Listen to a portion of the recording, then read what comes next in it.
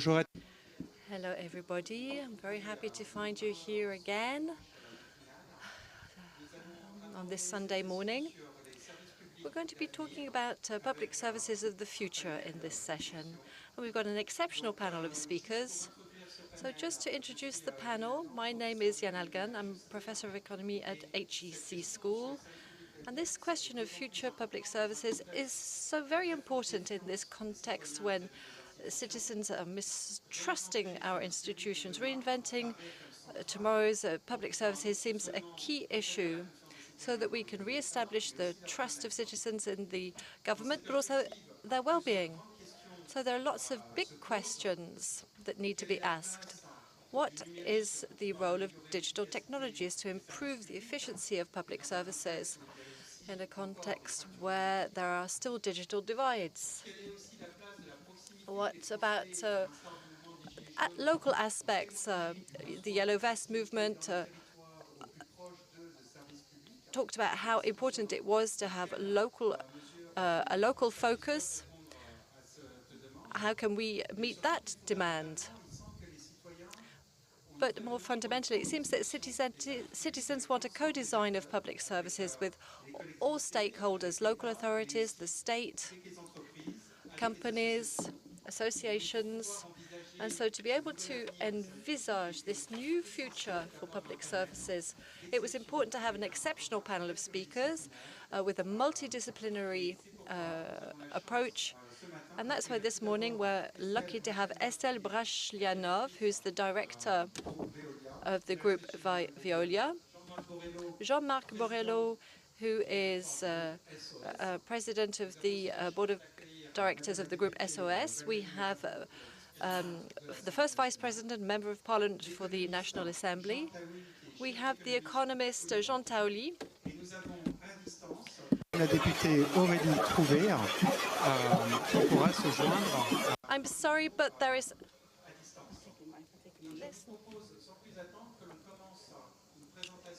Oh, it stopped. It stopped. There's a microphone open somewhere. Sorry. Alors, je serai le bad guy. On a juste 6 minutes de présentation au départ, mais après... We've got 6 minutes to begin with, and then we will have a longer time with the general public. Thank you. Utiliser un mot que vous avez donné dans votre introduction. I'm going to start with a word that you used in your introduction, a local focus. Public services for the future need to be imagined with local areas. So before we even talk about digital technologies, innovation and everything, that's the way things should start, with this local focus. It's true that Veolia is quite specific from this point of view. For 200 years now, we've been working with local authorities.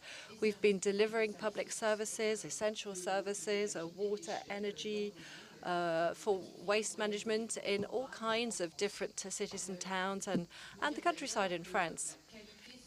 And quality has improved over the course of the years. We've been able to invent new health, environmental standards in various areas. So we see the glass half full. So we have a good quality public service today. Now, the fact that we work with all these local areas, 55,000 employees in France, millions of users who use our services, and we have direct contact with them.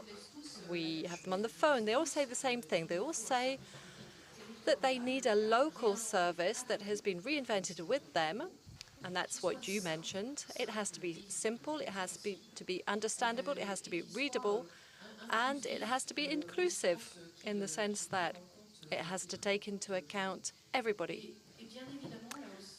And you've got to invent this with all of the stakeholders in the area, so the local authorities, the state, but also associations, Chamber of Commerce and Industry, for example.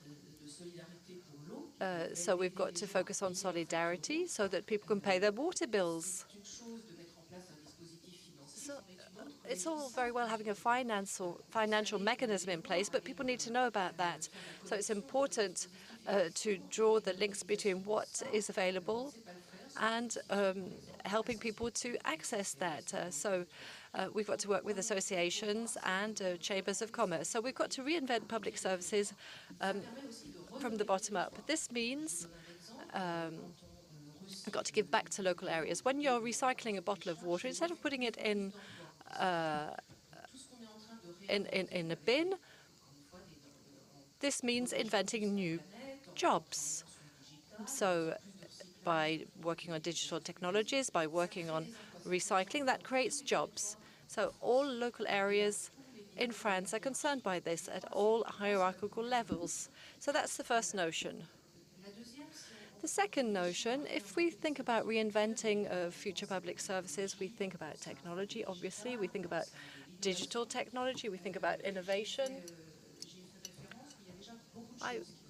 Already many things have been done, as I've said. If we look at the public services that we have today compared with 20, 30 years ago, the health standards relating to water, for example, have greatly improved. And we followed this. Environmental standards are obviously important. When it comes to digital technologies, well, these are important for users, but also for purchasing power. When you use sensors in order to make energy savings, for example, so that you can recycle more, this is good for the planet, but it's also good for people's purses. So that's why it's important to use these technologies and to have innovation. Let me just say a few words about innovation supporting the planet and the environment. A big company like Veolia has a footprint. It has a portfolio of technologies. It is able to innovate. We have a critical size so that we can work on the local areas in France and invent things so that we can find the new borders. We can improve the service efficiency. We can have less loss in water networks, which means that the people's bills are not going up, but we're also able to invent tomorrow's solutions. There's a lot of water pressure in France. There are more and more restrictions being announced in terms of water use. One solution is to reuse wastewater, and it's thanks to Veolia technologies, thanks to the know-how built up in Spain and Chile, because they've been experiencing this problem for a lot longer, that we are able to work in the Vendée with local authorities in the Sables d'Olonne area to create a first in France and Europe, a first example of use of wastewater. So we've got, and we're able to use this to provide drinking water. So it's about providing users with solutions and helping people with their purchasing power. So that's one of the keys. So it's about reinventing the public services of the future. The future is now, so let's roll out all of these services in even more areas across France.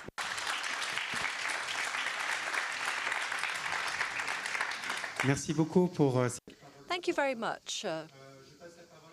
I'm now going to hand over to Jean-Marc Borrello. Yes, thank you. Thank you to everybody.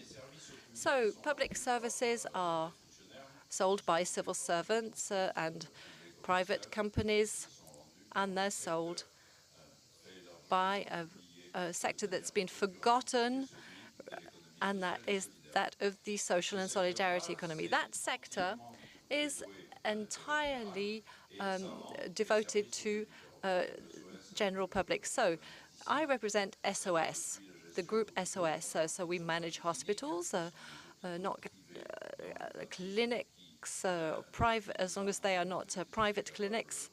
And we've been able to improve their resuscitation operations. We work with nursing homes. It's the first non-profit-making organization to be able to do that. It's not the same if you're a nursing home and you're private, and if you're a nursing home with a non-profit making organization behind you. So we have a whole series of mechanisms.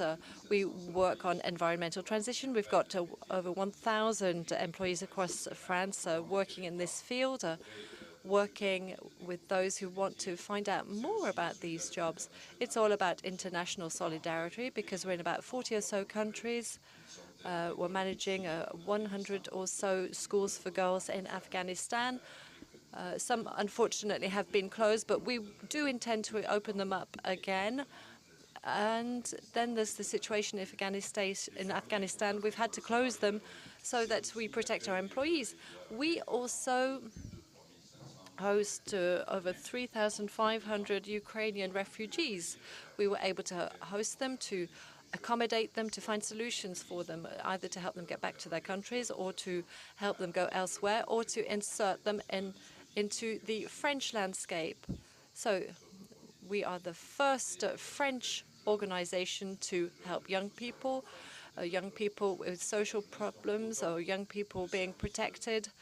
So we provide public services and services that are in the general interest of the public. So our innovations are not necessarily technological, they're often social.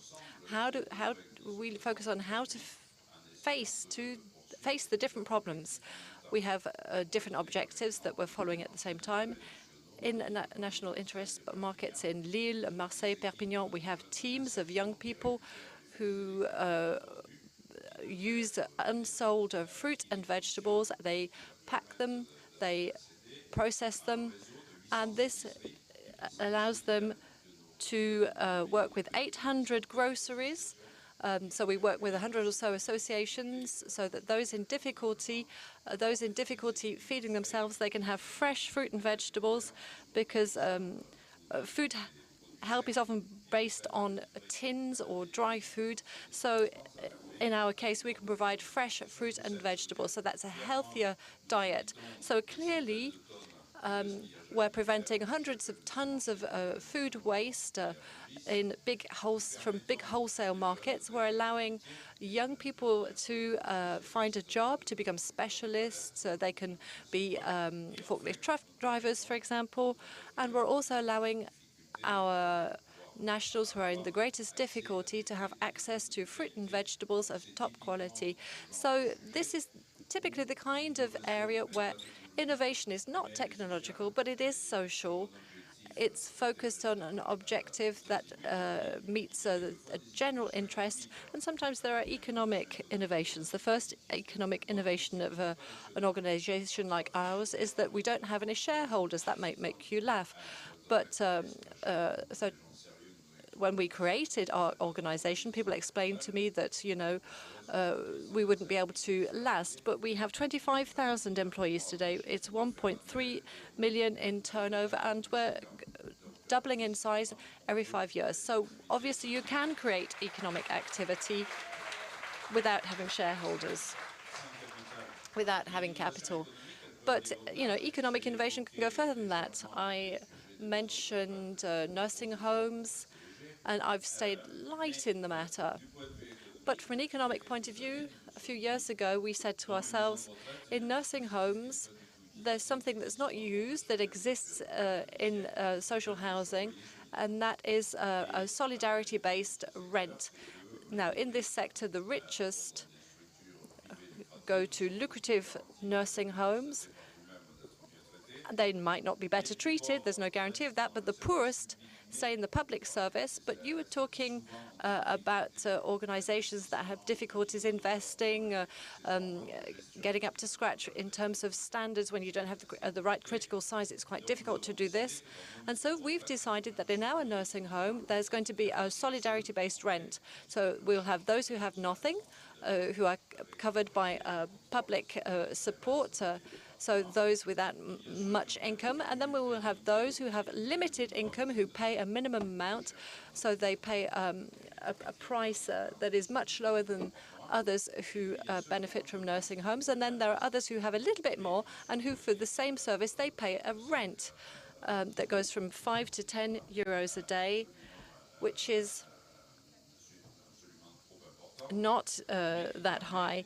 But this means that we can have quality nursing homes, we can pay managers, supervisors, so that we can face things like a COVID pandemic in a better way than our friends who work in the private sector. So the consequences for us were not as terrible as in other nursing homes, because that's because we're used to working in the way we work. So we work together because there are many subjects where we can work together, and we're bringing together our strengths.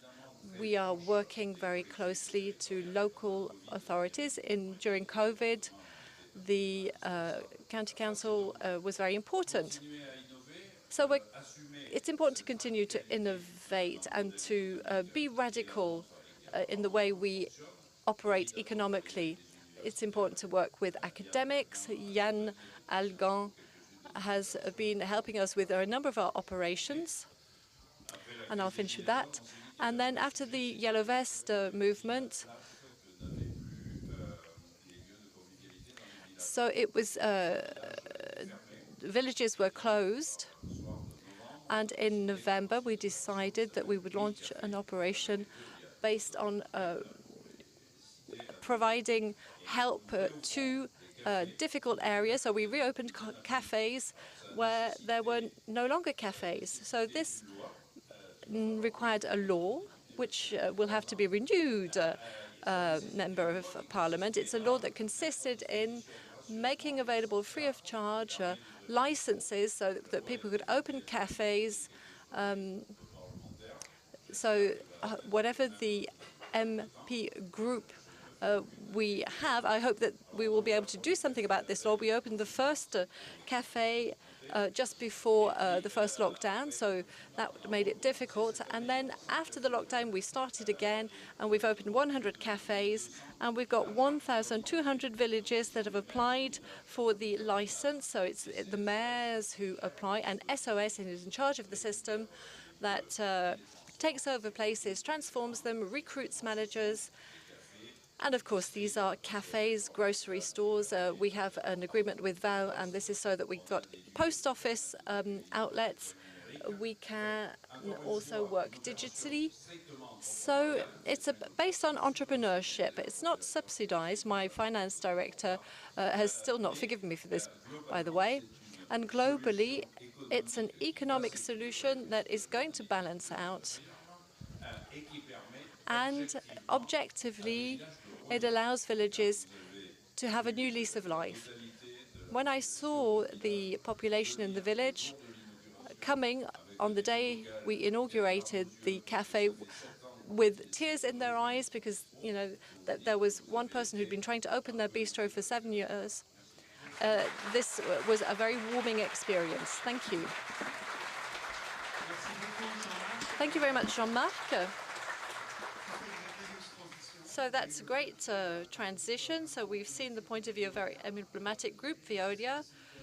We've heard about the social and solidarity economy, but what about politics? We're lucky enough to have with us the Vice President of the National Assembly, Member of Parliament. Over to you. Thank you. Hello, everybody. So we'll go and have a coffee in one of your cafes. That would be great.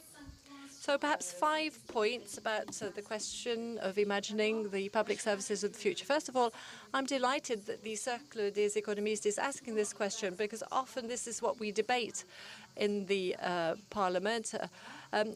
And they say, well, we need less of this, less of that. And I don't agree with that. When we look at the last survey that came out a little while ago, most people want to say that public services exist, but people say that they need to work better. So we agree. It's important to have sustainable public services. The second point is that there have to be priorities. When there are no priorities, things tend to collapse, and the compasses are not very clear. There are 3 that are important for the state: education, health and the elderly, and safety and justice. So these are 3 pillars And this is where we need to invest most, which is not the case today, notably when it comes to education. If we want our society to have a future, to invent a future, we need to have much more support for education. I have a program in the Tarn and Garonne. We are carrying out a survey on all children in their last year of school who don't have enough career guidance. And we put them in front of a screen, and we realize that many of them don't have any support, don't have any advice. They're just left to get on with it. And that's not acceptable for a country like ours. It's not acceptable to let young children deal with their future themselves. Now, I've just come out of the legislative elections, and this is where, when it comes to health, where I felt a kind of anguish, anxiety. When you've got emergency wards closing, when you don't have any GPs now, and I'm talking about private practices and not just GPs working in the public sector, it's important for everybody to have access to a doctor. Otherwise, you know, the older you get, you experience anxiety, and that's something that is reflected when people go to vote. So a state like ours cannot let people feel this anxiety. It's important to have emergency wards open. If you don't know whether they will be open, that creates anxiety. So you've got 10% of the population, 25,000, without access to a GP. And that figure is going up. And that's an absolute priority. And of course, so is safety. So the third point I want to bring up is the fact that we've also got to have higher skilled public services. So for very simple questions, the state has delegated urban planning. Now, urban planning is quite complicated. The state needs to be investing resources. There are associations of municipalities. You've got risk-taking. That is important, and a state that's not taking risks means that it is not as powerful. If we talk about day-to-day life, if we talk about ID cards, there's the question of the postal service. All of those services need to remain open, and we need to focus on agility. It mustn't just be about, you know, the post office will be open from this time to that time. What you're doing at SOS by associating post offices, post office outlets. That's great to have that kind of agility, but I don't know whether we're ready to do that. Agility means that you have a little bit of freedom, and that's not necessarily always the case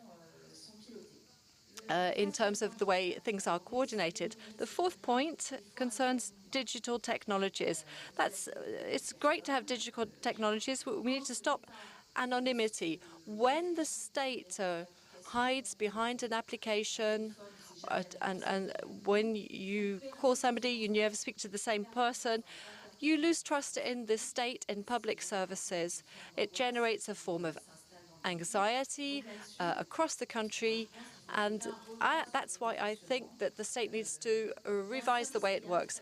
There's a service that it does provide very well, and that is the tax service, because it's important to bring in money, to get money in the coffers, so you're always reminded of your taxes. And there you have somebody answering the phone. If I take another case, the agricultural social insurance organization, it no longer sends out statements. So people in the agriculture industry don't know how much they are going to have when they retire. And then the last point where I would like to say something concerns the ability of being able to manage crises. This is something we've seen. We're not good at managing crises, at least not good enough. In the United States, you've got an agency, La BARDA, that can bring out the funds necessary when action is required. So this crisis management in private companies, there are different general managers here today with us on the stage. Well, you will see that you've got the right number of masks. It's absolutely essential to be in crisis management mode. And then there's the energy question. So 5 pillars that are essential if we want to build these public services of the future. Thank you. Thank you, Madam. So I'm now going to hand over to Jean Tawil, who's going to shed light on the situation from the point of view of the economy and the Lebanese economy. Yes, hello, everybody. So the irony and the biggest intellectual challenge was to ask a Lebanese person to come and talk about future public services.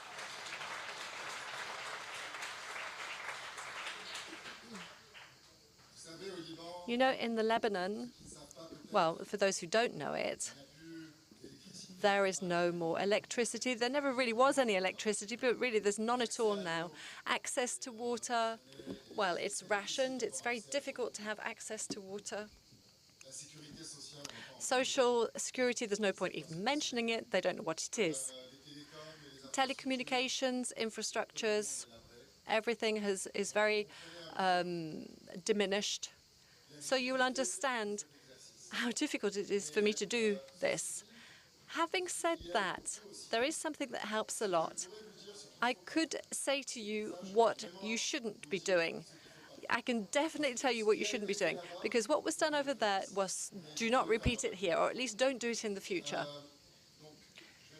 So I'm going to share with you something, so a number of points, well, 3 main points, in fact, that I'm going to share with you. I might not agree with the lady sitting next to me, the member of parliament, but that's the beauty of democracy, the beauty of being able to take part in a debate. Now, my first point then, when we talk about the state is, it's people, human beings just like everywhere else. Now, the crisis in the Lebanon, it's true that it has been one of the biggest crises over the past 150 years if we talk about things at world level. But it's also a crisis that was voluntarily started by human beings. And this is what the UN and the UN rapporteur said. It's a man-made crisis, basically. So this brings me to talk about a theory, and that is the theory of agency. I don't know if people know about agency theory. So we are the principals, and then there's the agent to whom power is delegated. So in this dilemma between the principal and the agent, there's a problem. The objectives are not always in line. And secondly, you've got asymmetry in terms of information, because the person to whom you delegate, so members of parliament, civil servants, they have access to information that is not necessarily shared with everybody. So, given that, what you have to keep in mind is the human being and everybody's responsibility, integrity, the integrity of these people, whether we're talking about us or the agents to whom we give power, to whom we delegate power. Whether we're talking about the commitment of those people, they need to have a real commitment, or something else. Above all, it is our role to be committed, and we have to be concerned about everything. We have to be committed, we have to follow, we have to ask people to be accountable, we have to have the sense of responsibility, or whether we're talking about an agent or principal, everybody has to feel that sense of accountability. And transparency is also very important. This is something that has to be shared by agents and principals. This needs to be kept in mind. You know, if there's something that's not going properly, they have to be made accountable. They're people like everybody, and they have to take on their responsibility. The second point I'd like to make is, I don't know if you can remember, the 17 Sustainable Development Goals established by the United Nations. These goals enable public services and public organizations and businesses to have a certain coherency in the way they do politics and create policies and identify priorities. When I think of those 17 goals, given that I haven't got very much time, I'm going to just pick 3 points out for you. Goal number 16 of the United Nations Sustainable Development Goals is to have strong institutions, justice and peace. When we talk about strong institutions, the Madam MP sitting next to me, I do not think that, I think that the role of the state is to have, in order to have strong institutions, means that you have a state which makes regulations, a strong state, a state which makes things possible, but not necessarily the actor. The state cannot be the actor. The state can regulate, create rules and regulations. I know that because we've been through that in Lebanon. We see how they can be exploited. We see how they've done everything they can to keep a weak state so that the state can play a big role in political, economical and social aspects of life, to the point where we have achieved what we've achieved today. There's no independence in the judiciary system. There are no strong institutions. There's no public services. So the state has to get back to a definition. What is the role of the state? The state cannot be a player, but it can regulate and it can facilitate things which are going on. And that brings me on to my second point, or goal number 17 of the United Nations SDGs, which is partnership. Partnership between public services and private services, public-private partnerships. This is a really important point, and it works. I know there are many people who are wondering about this, but yes, it works. And the biggest proof of this is that public-private partnerships, well, the Lebanon doesn't want them. The fact that they are not wanted in Lebanon, I can guarantee that means that they work really well. Yep. Public-private partnerships will mean that we can respect what I was referring to in my first point. Third point, I've got to hurry along here. Let's talk about water and access to water. Given that we have Veolia, and yesterday there was a session which was really interesting on about territorialization of government and governance, and one speaker was saying that very sadly, the last conference that was on water was in 1977, and the next one is going to be in 2023, and that means that we'll be able to have supranational governance which will then filter down, trickle down into the territory. So that's really important. The final point, my last point, is really important.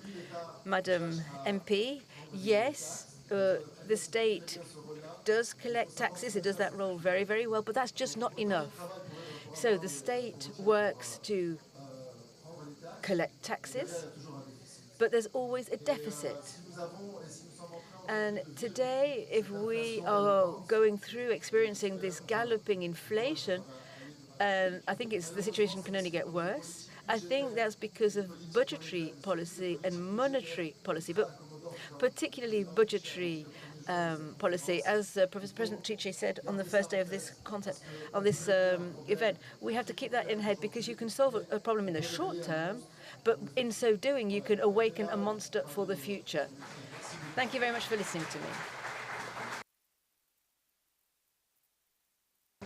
Thank you very much, Jean. We're now going to hand the floor to Aurélie Trouvé, who is joining us remotely. Hello, everybody. I do apologize for not being with you in the flesh. However, I was a researcher and a teacher in economics until very, very recently, and very familiar with public services. My point of view is following on from what Madame Rabot has said about the very concrete situation of public services today. I'm going to talk to you about salaries, recruitment, and management through needs.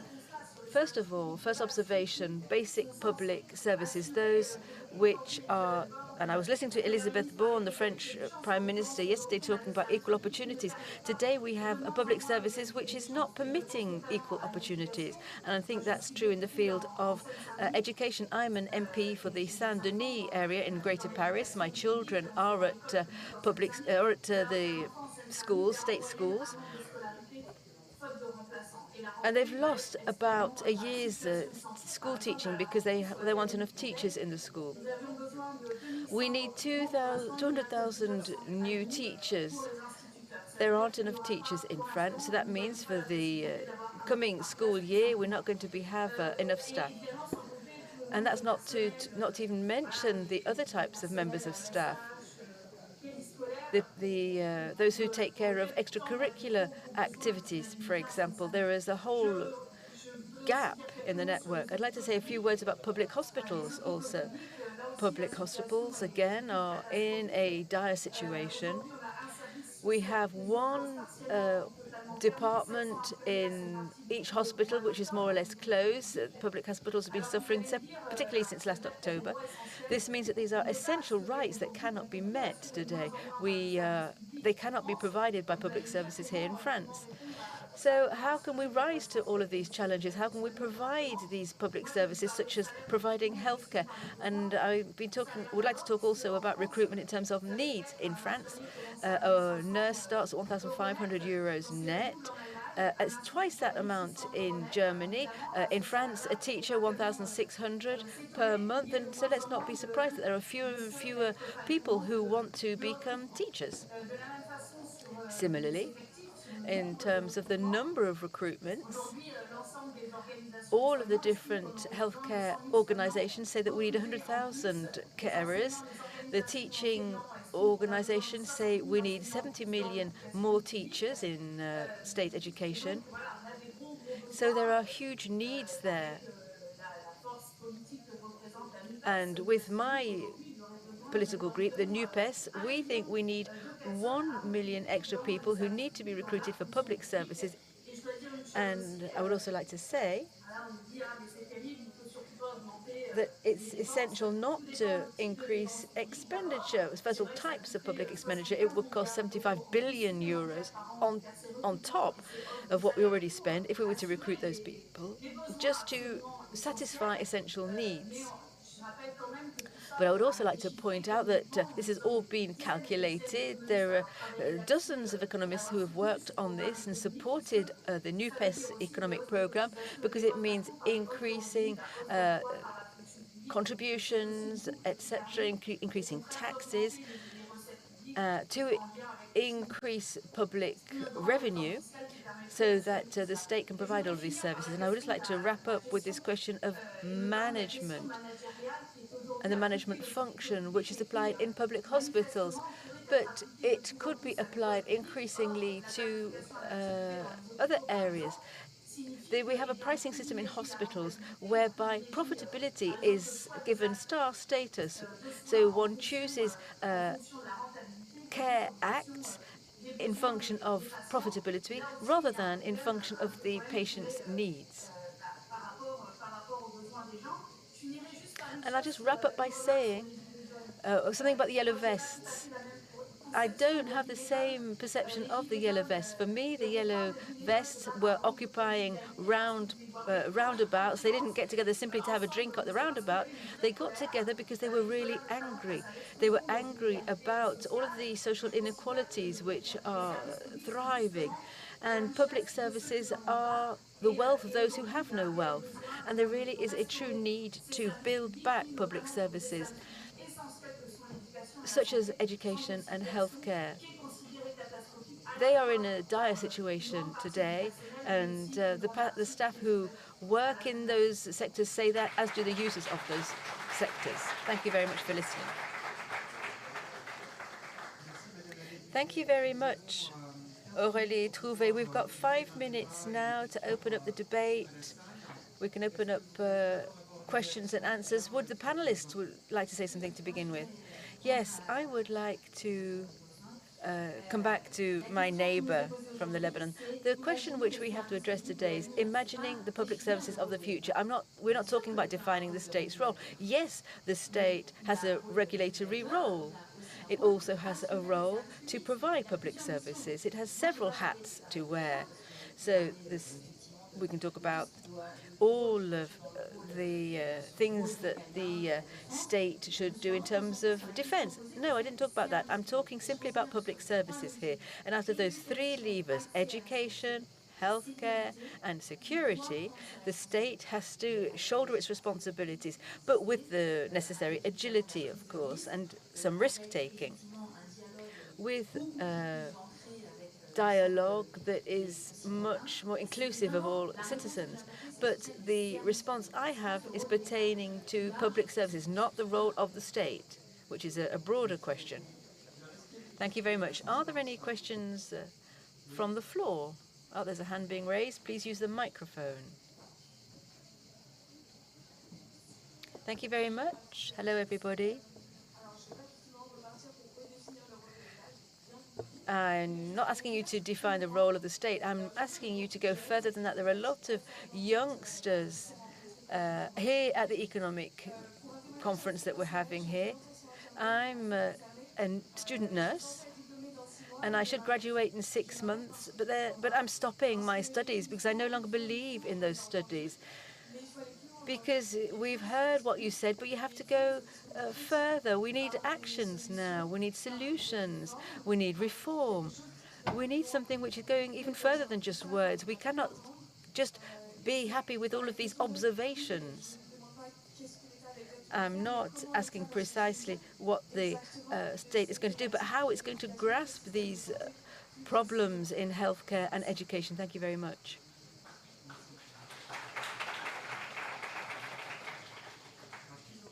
Who would like to answer that question?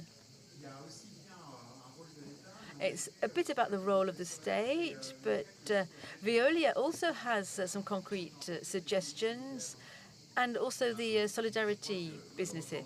I think, sadly, things are not that simple as simply adding to a system which does not work, adding more people so that the system will work. Our group, SOS, we are recruiting nurses and carers in our hospitals. We have created some training schools for our nursing staff because there is a lack of personnel, and that's due to the fact that there are no candidates. So we have 250 jobs available at SOS. I think, on the other hand, however, during nursing studies, last week I was working with the union to try and identify some measures which would enhance the training. After you've got a healthcare worker who's worked in a hospital for 5 or 6 years, for example, and if you can help them to go on to nursing studies, 85 of those healthcare workers will see those studies through and will become nurses and will remain nurses because they know that profession. It's not a simple profession, to get back to what Valérie was saying a minute ago. Choosing the job of being a nurse just from a website before you've ever been in a hospital is very, very difficult. However, we've got these healthcare workers who've been in hospitals for 5 years already. They love hospitals. They want to become nurses. They know what they're getting into, and enabling them to carry out those studies that will enable them to be nurses in practice, or even doctors, because nurses can also write prescriptions. Well, that's a good way of going about it. But Muriel Montgomery wrote a wonderful report on nursing homes and training. Nurses, just like teachers, for example, for them, nobody is answering these job vacancies. So there is a question of the salary. Remuneration is a key issue, of course. Salaries have gone up more over the past 3 years than they had during the 20 previous years. So we haven't done everything that needs to be done, but we're on the right track. But boiling everything down to salary is like dancing around the fire, hoping to make the rain fall down. But we manage nursing homes, and we know that we have to do a lot more for the employees, including training. We have to enable them to climb the career ladder, and we have to offer these jobs to people who really want to do them. And that's not always the case when you're just picking your job from a network, from a website, when you're picking the job of a nurse, for example. Thank you very much, Jean-Marc. I'm going to hand the floor now to different players because this question really does address several dimensions. You've got the salaried employment, what do the public want, giving meaning to work. Would you like to say something? Yes, of course, that brings many things to mind. It's all about human beings, of course. And then, of course, we need systems that are well organized. But let's give people a chance. Let's give the territories, the regions, employees, civil servants a chance, an opportunity, so that they can come up with solutions to these problems. I think this is really key. We can talk about empowerment here. There's nothing more exasperating when you call up a call center. The person who picks up the phone would like to help, but they cannot even, they've got no scope, no room for maneuver, so they have to send you on to a second or a third or a fourth type of procedure. I think we have to enable those people who pick up the phone in the call centers to say, yes, I can solve this problem for you. I will find a solution. So simplicity is a key word. Let's give human beings back the power. That's what we're trying to do at Veolia in our managerial organization. We want to enable people to act locally in a broader framework, of course, to enhance our ability to innovate and scale things up. And that really is so important. And I see a lot of young salaried employees who are saying that they want to make a difference at their level. I want to know what the impact is that I can make within a group, but what is the impact that I can make? And that really is something we should look closer at. Thank you very much. Madam MP, would you like to come back on that? I don't know what studies you're giving up, but I really would encourage you to continue. She was training to be a nurse. Well, perhaps we can have a little word privately after this round table. Okay, I hear what you're saying. I work, well, I know that the school leavers are not turning towards nursing because there have been competitions to get into the courses, etc. Anyway, you do have opportunities, whether you work in the in surgery or. I don't know what the problem was with you. We need to talk about this. You and I will meet after this meeting to hear what the problem was. But I don't know why the system has become jammed. Nobody can come up with an answer, and you're just shuttled from one department to the next, and it's absolutely heartbreaking. When you're an MP, you've got cycles. You've got people to come see you about one problem or another problem. At the moment, we feel that we're going to have to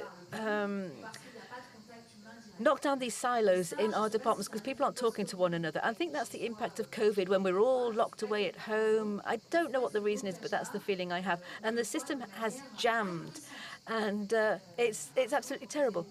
When you're an MP, you can call the head of the hospital, but you're not necessarily going to do that because, well, the hospital head doesn't call us. So. And it's true, we really need to find a new lease of life. It's all well and good saying what we need to do is, however, in all sincerity, in the question of health carers and nurses, there are so many opportunities. Do not throw in the towel, whether you're a freelancer healthcare giver or if you're working in the social arena. There are many opportunities. And you will have autonomy, and you will instantly see the fruit of all of the hard work that you've put into your studies. So we do have 5 more minutes for a second question. I can see a couple of hands being raised there.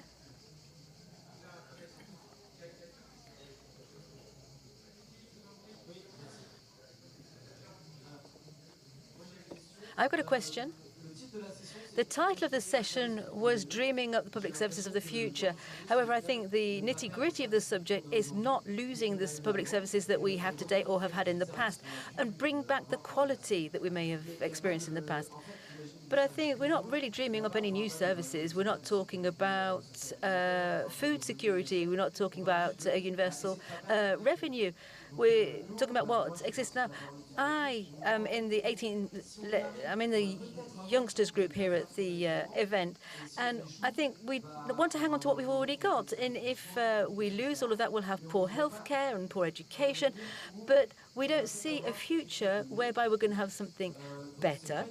So it's not a question, I agree, but I think it could trigger some responses from your panel members.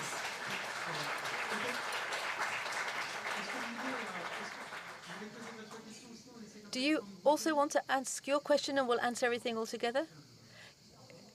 Yes. I just want to help Madame Brachenov, and I want to help the MP to unblock the situation. The key is empowerment.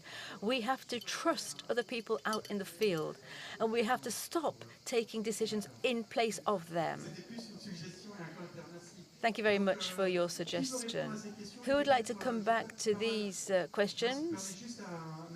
I'll perhaps allow Aurélie Trouvé, who's with us remotely. Perhaps she'd like to chime in here. Yes, hi again. Thank you very much for handing the floor back to me. Yes, I'd like to come back to the question of trusting other people. Those workers who work, the civil servants. So why is everybody leaving public hospitals, etc.? All of the organizations we've met with agree that salaries are too low. So there has been a bit of a rise, but it's not as high as the salaries in Germany, for example. And they're way lower than what nurses earn in the private sector. So yes, it is a problem of salary today. It makes it an unappealing job. Our civil servants have lost about 10% of purchasing power because of their index points being frozen, whereby in the meantime other salaries have gone up. But yes, recruitment is a problem. We've got healthcare workers who are really suffering greatly. That's what they're saying to us, because they have less time to spend per patient. They can no longer take care of their patients properly. And yes, here again, it's very discouraging for them. They come into work in a public hospital, and so what can we imagine in the future? Something new? We've mentioned this universal revenue. I would like to say the NUPES, my political party, is suggesting guaranteed autonomy for youngsters in terms of training, a sum of €2,000 that will enable them to carry out their education and do internships, and would enable nurses to discover what work is like in a hospital. They would discover the environment that they will be working in. So there are internships which introduce youngsters to the working environment. So for SOS, whose turnover is increasing as public services profitability is going down, you are in a it really is essential to get back to public services that work well, that work better. Much work remains to be done, but in my eyes, I think the best way of functioning is to meet needs. And to do that, we have to leave behind us this mindset of profitability, which is rife in hospitals. Yes, I'd like to come back to what the gentleman said about two things. I travel a lot. Veolia is an international company. We're in 40 countries. And I can tell you that in the businesses which I know, water, waste, and energy, France offers some of the best service quality in the world in terms of the ratio between service and quality when we're talking about healthcare. So we are among the top rankers there. I think we can pat ourselves on the back on this front. However, we could go further. And as I said earlier on, in our different regions, we have resources which will enable us to improve the quality of public services when we're talking about the environment. We've talked about the environment. It's a major challenge. And today, greater than the past, and in the future we'll be able to do even better than we can do today. We will find energy in biogas stations and other treatment facilities. We've got these water treatment facilities which produce electricity. So we are reinventing public services faced with these environmental challenges of being more sensible about how we use and produce our energy. So we can reinvent here in this field, and that's why I want to talk about this, because it's a question of the future. Shall we wrap up here? Jean, would you like to say a few words? Well, very, very quickly, and I will, it's in line with what I said earlier on. One of the points which I wanted to bring up was food security and malnutrition. Sadly, we don't have time to talk about it. However, this is one of the other United Nations Sustainable Development Goals. So there are some interesting points in what could be done to reach these objectives, particularly with what we're going through at the moment with the war in the Ukraine, inflation, and the risk of malnutrition. And we've got greater food security risks too. Let's go think beyond farming. Let's think beyond subsidies. Let's think in an inclusive way. Let's have a 360-degree point of view. There are so many proposals, but we don't have time to talk about them today, sadly. Well, thank you very much, Valerie. Yeah, just to get back to the gentleman. The question that you're putting forward is about the type of model of society that we want. It goes beyond public services.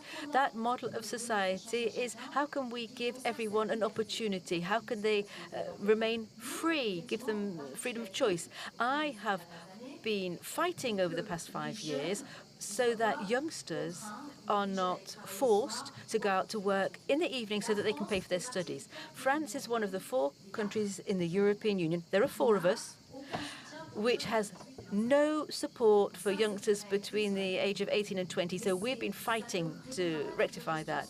It doesn't doesn't perhaps answer your question, but the question this morning is about public services. That's why I was focusing on healthcare, security, and education, because if these 3 levers are faulty, you can have all the models in the world, the best, the highest aspirations, but you'll never be able to pull them off.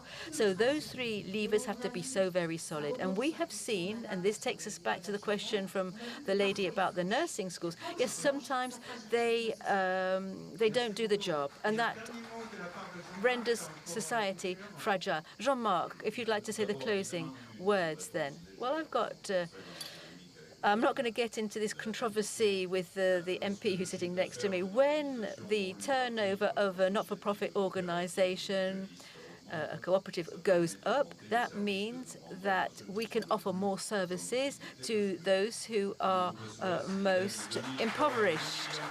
Because we help 2 million people per year. And I don't think it's the role of the state to go and open a cafe in a village. However, a not-for-profit such as SOS can do that. But to get back to the question of innovation, yes, we are at a turning point. But we have to be positive here. We have to take a positive turn by inventing new measures to get back to the young gentleman who asked that question and other questions. We didn't invent electricity by trying to enhance the candle. Let's try to be innovative. Let's think differently. Thank you very much. Thank you, really, to all of our panelists, our speakers, and thank you very much to our audience. See you soon.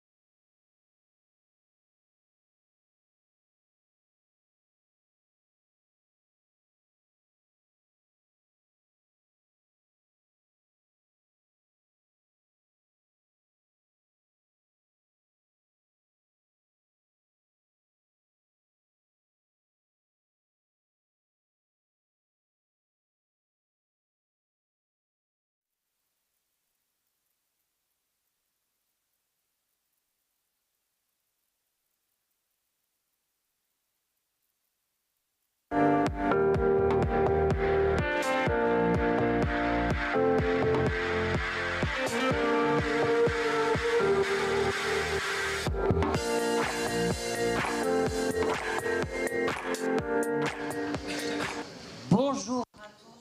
Hello, everybody. I can see that you've all been very studious since earlier on. So I'm going to introduce this session. We're not going to reinvent the candle in order to reinvent electricity. I think that was an excellent sentence. The real citation is to say that, well, that's not how we've invented the electric light bulb. That's the real citation. So, an enterprising Europe. We need to be optimistic to talk about an enterprising Europe. Usually, we think about bureaucracy, technocracy, inefficiencies, but there have been some considerable changes, especially from a budgetary point of view and health point of view and an industrial point of view. And we're going to focus today, given the panel and the participants that we have for this roundtable, on the industrial side of things with the European Commissioner in charge of consumption, and Didier Reynders. So let me introduce to you the panel of speakers. I'm going to start with Agnès Benguerel, who is one of the best economists, who is part of the Circle and is in charge of the Treasury. She is the coordinator. Hello, Agnès. You're going to be opening the round table. Then we'll have Guillaume Faury, who is the president of Airbus, the CEO of Airbus, which is one of our European companies par excellence. And next to this speaker, we have an infernal couple. So Carole Delga, who is president of the Occitanie region, where aviation is the first on the list of economic drivers, so 27,000 employees in Toulouse alone. So I've mentioned already Didier Reynders, the European Commissioner in charge of justice, the pillar of Europe, a European who is convinced of Europe's worth, and he will be able to oppose certain arguments against Europe. And then we have the president of Saint-Gobain, Pierre-André de Chalendar. So we'll hear more from him. And then we have Jean-Pierre Clamadieu, who is at the heart of all of these transitions. He is the president of ENGIE. And then, of course, we have Jacques Attali. Do we really have to introduce him anymore? Writer and president, Attali et Associés. He's an essay writer, and he will be giving us the conclusion, and he will allow us to project ourselves into the future. Thank you very much, Edwige. Hello, everybody. Thank you for choosing this session. I'm very happy to see so many people here. You will have understood that there are some major things happening in Europe, and that has been the case for several years. And the keys of our transformation are at European level, and that's what we're going to be talking about today. So you will have noticed that there is a build-up of challenges: energy, security, food, macroeconomic challenges, inflation, public finances. Each new challenge requires a coordinated European response, and the community response is becoming stronger every day and at a faster speed. So we've made some major steps when it comes to budgetary coordination at a European level because of COVID. So there are some important shared projects that we'll hear about the CAC, for example. We've got the coordination of sanctions against Russia, coordination of the energy package that's just been voted. So the French presidency has come to an end. I won't go into details about that. Several areas allowed us to make progress. We've got the recovery plan with 100 billion euros reimbursed, initiatives in favor of long-term investment, improving the system, improving transparency for the allowance of green capital for the energy transition. There are the digital question. Perhaps we'll hear more about that from Didier Reynders with the agreement on the DMA DSA, So on competition and protection of consumers in the digital field, the reciprocity tool on the public markets, this is important for industrial sovereignty. That's what we were hearing about from Bruno Le Maire this morning. We talk about European sovereignty rather than national sovereignty. And then finally, the best of the very best, the package that's very important with a very ambitious roadmap for the environmental transition. You're familiar with the main aspects of that, and that's really going to structure our strategy for transformation towards a low-carbon economy. And I'll finish with just one aspect of daily life that's not always mentioned. In a year's time, you're able to come back to Aix with just one charger for your mobile phone, because chargers will be interchangeable. So I'll start with questions for the panel, especially with respect to our industrialists. What is your main concern for the coming years when it comes to the environmental transition? Is it capital, financing, shortage of labor, energy, technology, generally speaking, regulations? We talk a lot about regulations, governance. And what are you expecting of Europe, given the situation? What kind of intervention from an energy point of view? What kind of balance between carbon pricing and regulations and subsidies? And what do you think about this Fit for 55 package? Thank you, Agnès, for giving us the basis for the discussion. Guillaume Faury, in 10 years, in 20 years, we'll be able to come here to Aix in a green aeroplane. Will it be possible? You were saying that aviation is based on 3 pillars, but the 3 pillars were changing, shifting. Explain that to us. Thank you, Edwige, and hello to everybody. Yes, it really is a pleasure to see you all here on this Sunday morning around this theme. So just to be pragmatic and to try and answer Agnès' question, Airbus is synonymous with European success. We could talk about space, we could talk about defense projects, but I'm just going to talk about commercial aviation, which is where we have the biggest challenge, where it's and it's an area that's simpler to share with you. So the success of Airbus and European aviation before the environmental crisis is based on fuel, airplanes, using fuel, and regulations, worldwide regulations, making it possible to organize all of that and allowing for the success of European aviation. The figures are simple. The trade balance in France for aviation is 30 billion contributions before 2019, and we're the first contributor. Even during the crisis, we were the first contributor. So oil, that's the energy we use today, but oil has made it possible to make a liquid fuel with a high energy density, making aviation possible, such as we know it today, used by aeroplanes. So we have technologies that are the result of the fact that European countries have pooled their know-how and pooled their investment abilities. And I like to say that if we have a German maker of planes, an English maker of planes, a Spanish maker of planes, and a German maker of planes, we wouldn't have any European maker, because the scale at which we have to work in order to succeed in this field is like America, Europe, China. That's the scale. It's a continental scale. If we want to be competitive, and we can be competitive in Europe, we need to have a European team. Alone, we can go far. We can go fast, but together we can go far. So we needed to work on regulations. We need fuel, therefore. We need airplanes, and we need regulations, as I said. The first thing that was done was to bring what we have together.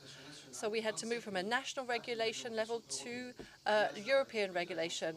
So the ASA was created, the Aviation Safety Agency, and we have been able to create standards for all of the 27 countries.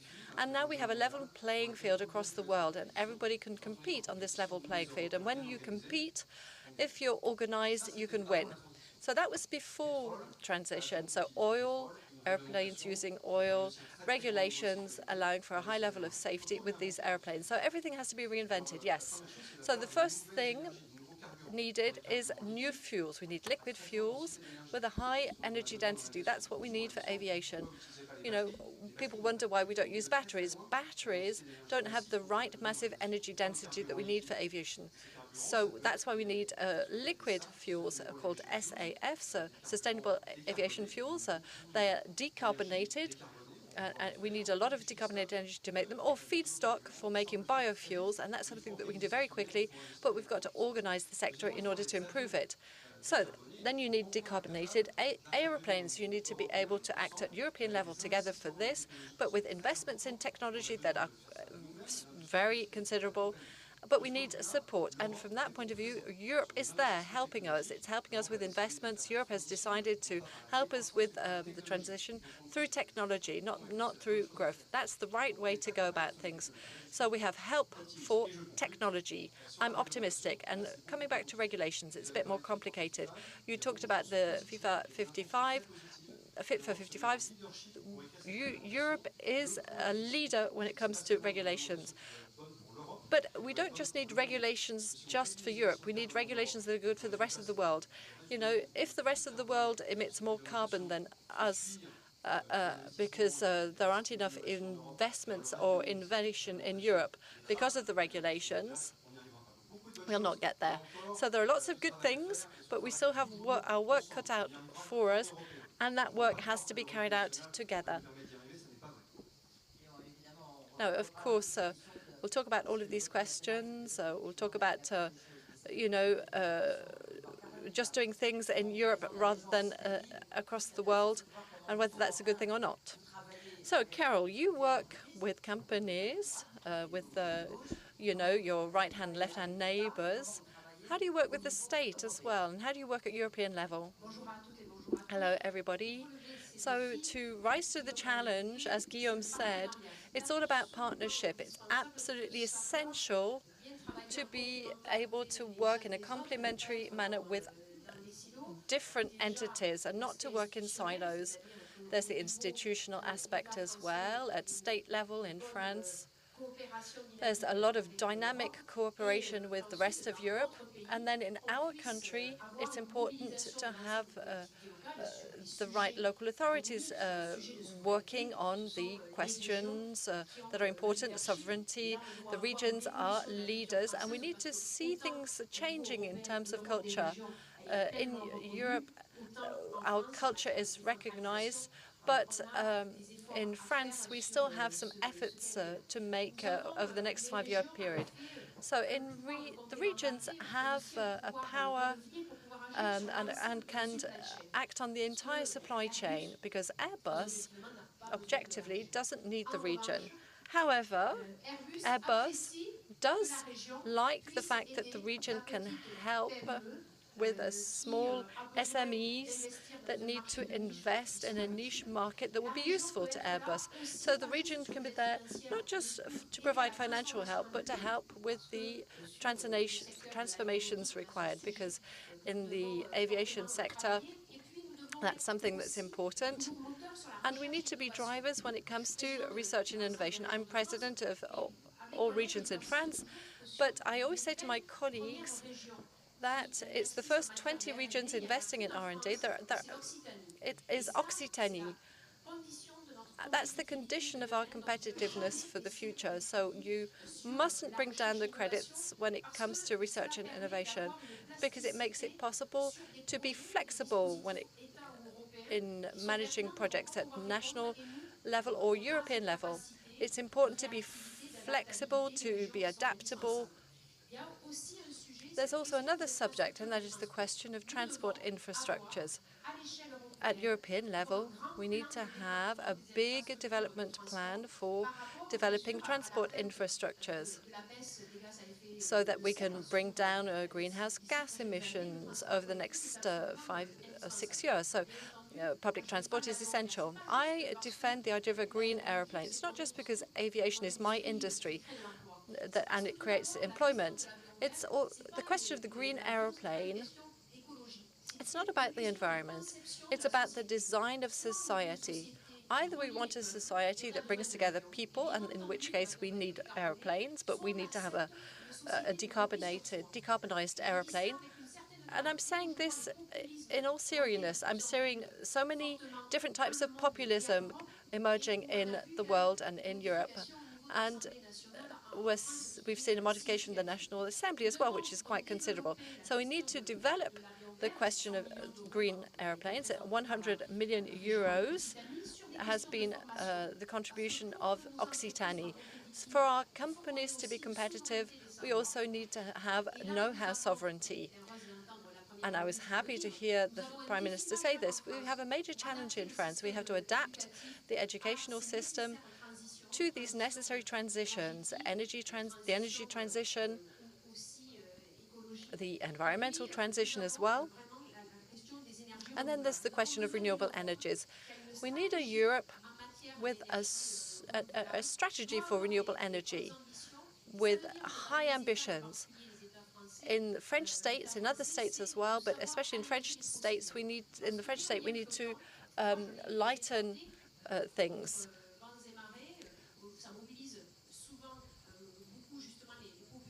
So there's the question of a floating wind farm. We need to have courage to do that, but we need to lighten the standards to be able to do that.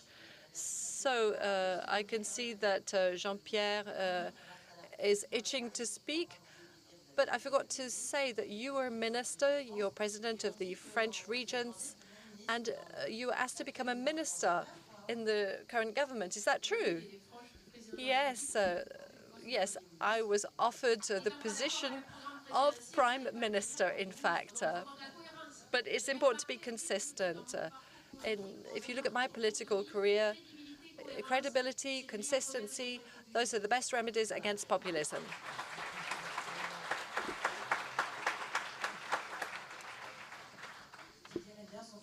So, Didier Reynders, were you asked to be president of the European Commission? No, more seriously, you can see that the European Commission is at the heart of this enterprising Europe. How are you seeing things, knowing that your position, because of the functions you occupy, you're focused on consumers? Yes, first of all, hello. No, I wasn't asked to find trade-offs inside the National Assembly, although I have a certain amount of expertise. So when we talk about Europe, an enterprising Europe, in the European Commission, to be enterprising, we know that Europe has to be digital. It has to work on a sustainable economy. So to have a digital Europe, we have to have a new regulatory framework. And to open up the market, we need to allow SMEs and startups to have access to data, not to be blocked by the big GAFAMs. It's also important to make sure that you are safe when you're using digital technology. I'm thinking about the obligations of withdrawing the hate messages and withdrawing dangerous products in a very fast, in a very quick manner. So we've worked on these approaches, and innovation is at the heart of digital developments in Europe when it comes to investment, when it comes to research and development in the area. When it comes to sustainable development, we've worked with an objective where we're looking at decarbonizing Europe. There will be a transition period taking us through to 2030 with a whole series of measures. What's important is that what we're doing in Europe, it has to have an impact at international level. If we're working on the sustainable development, this is as part of the Paris agreements. Even if in the United States things have been happening there, but it's important for us to work together. So this is what we did in the Commission, but then we had two major crises. And there was the enterprising spirit. that we saw in these crises, the COVID crisis, a lot of research was carried out. We were able to develop vaccines, and we have the first vaccine production platform. We exported as many vaccines as we used in the European Union. We were the only ones in the world. The United States was closing its borders, not only to vaccines, but also to components. And of course, there is the digital certificate, this COVID certificate that you've probably used. That's a European invention. It's used not only in the Union, but on the 5 continents. 40 countries have joined us, and on your mobile phone, you have this certificate that probably will continue to be useful in the autumn and winter, depending on how the epidemic develops. And then there is the Ukraine crisis. I won't explain to you what we're doing in terms of sanctions, collecting evidence of crimes, war crimes, and how we're managing the sanctions by seizing the assets of certain oligarchs. And then there's the defense budget. There are some considerable changes taking place in the defense sector. Sweden, Finland wanting to join us, Germany deciding to bring up its GDP and its defense expenditure by 2%. And then we've got what's happening in the aviation sector. So we need to have a defense industrial policy. We're going to be working on that. How are we doing this? When it comes to health, well, we've developed tools. COVID has allowed us to set up a common European debt. This is something that we didn't have.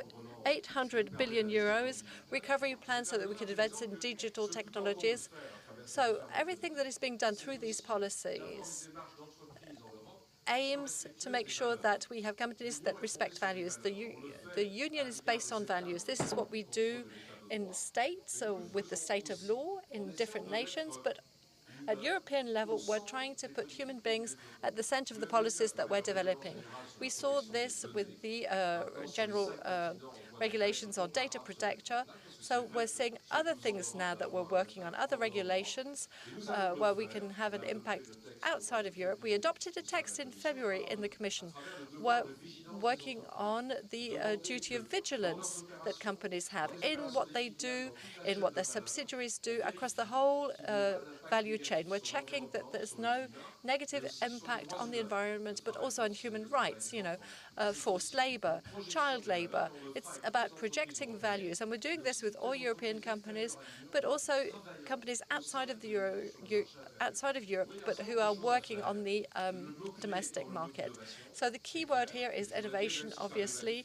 And even if this is a difficult debate in many European countries, I have to say that innovation and training go hand in hand with the reform of the labor market and the need to find new people so that to have access to the labor market. The baby boom is being transformed into a baby boom, and we will probably need some kind of economic migration. But maybe we'll talk about that in another forum when the National Assembly has stabilized. So in a few years' time then. So Pierre Richard, so the baby boom. President of Saint-Gobain, CEO of Saint-Gobain, you're at the heart of this environmental transition. We're seeing the difficulty of changing regulations, of changing Europe even. What is your stance? What are you asking of Europe? Well, 2 observations to answer Agnès' question. First of all, a microeconomic observation. Companies, when it comes to environmental transition, they've already started doing things. So they've already started doing concrete things. They have solutions. Saint-Gobain focuses a lot on solutions. Decarbonization solutions. They're decarbonizing their processes. They're reviewing their purchasing policies so that there is less transport, more circularity, and more of a local focus. So a second point is a macro point. All of this is going to require a lot of investment. It's going to cost a lot of money. And above all, we're going to need an awful lot of decarbonized energy, a bit of biogas. But I think that the big subject, what we're really going to need is a lot of decarbonized electricity, much more than what we're hearing about with the French plans and European plans. I think we're getting it wrong there. So it's going to be a big problem in the coming years. It means that all energy sources need to be decarbonized, and it must be cheap. In other words, a lot cheaper than carbon-based energy. You know, we need some kind of payback for our investments, so that it's worth moving on to decarbonized electricity. So that's the macro observation is a bit more difficult. What can Europe do? I think that we need Europe, but Europe needs to do more. Today we have a problem. Many things have been done, and Jean-Pierre will come back to that. Lots of things have been done, but they've been done with not enough oomph. Energy is not a European expertise. There is no European energy policy. It's not the fault of the Commission, it's because of the states. So the Commission has tackled the subject of energy, especially electricity, via two things: the competition policy and the environmental policy. And in the field of competition, there is the liberal angle, and there is what electricity is and how it doesn't work very well today. We've got lots of dysfunctional problems in the short term. We've got the price of electricity and what's going to happen in the next 3 months with that price. We could talk about gas as well, but the things that are a lot worse in connection with electricity. So we've got short-term problems, but I think that it's the opportunity to redefine electricity prices. We've got to look at the basics, look at the foundation. We've got to have the right kind of policy. We've got to look at supply security. The signals being sent by Brussels based on the competition policy are not signals that are really fostering investment that we need in the long term, because they're signals that they're very much based on the market. And I believe that we need a lot more planning. We need a lot more environmental planning. I think that we need a European level, like in the United States. You've got states, and then there's the federal states. Interconnection is absolutely essential. Renewable energies are posing a lot more challenges than centralized electricity. So, and I think as the Ministry of the Polish Minister of Energy says that, perhaps you said it, Commissioner. So we found vaccines without a health policy in Europe. I hope that the energy crisis is going to allow us to have a real energy policy for Europe.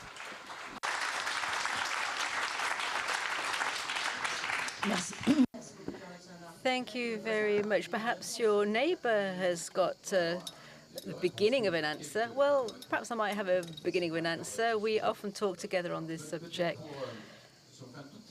Let's take a look in the rearview mirror for a minute.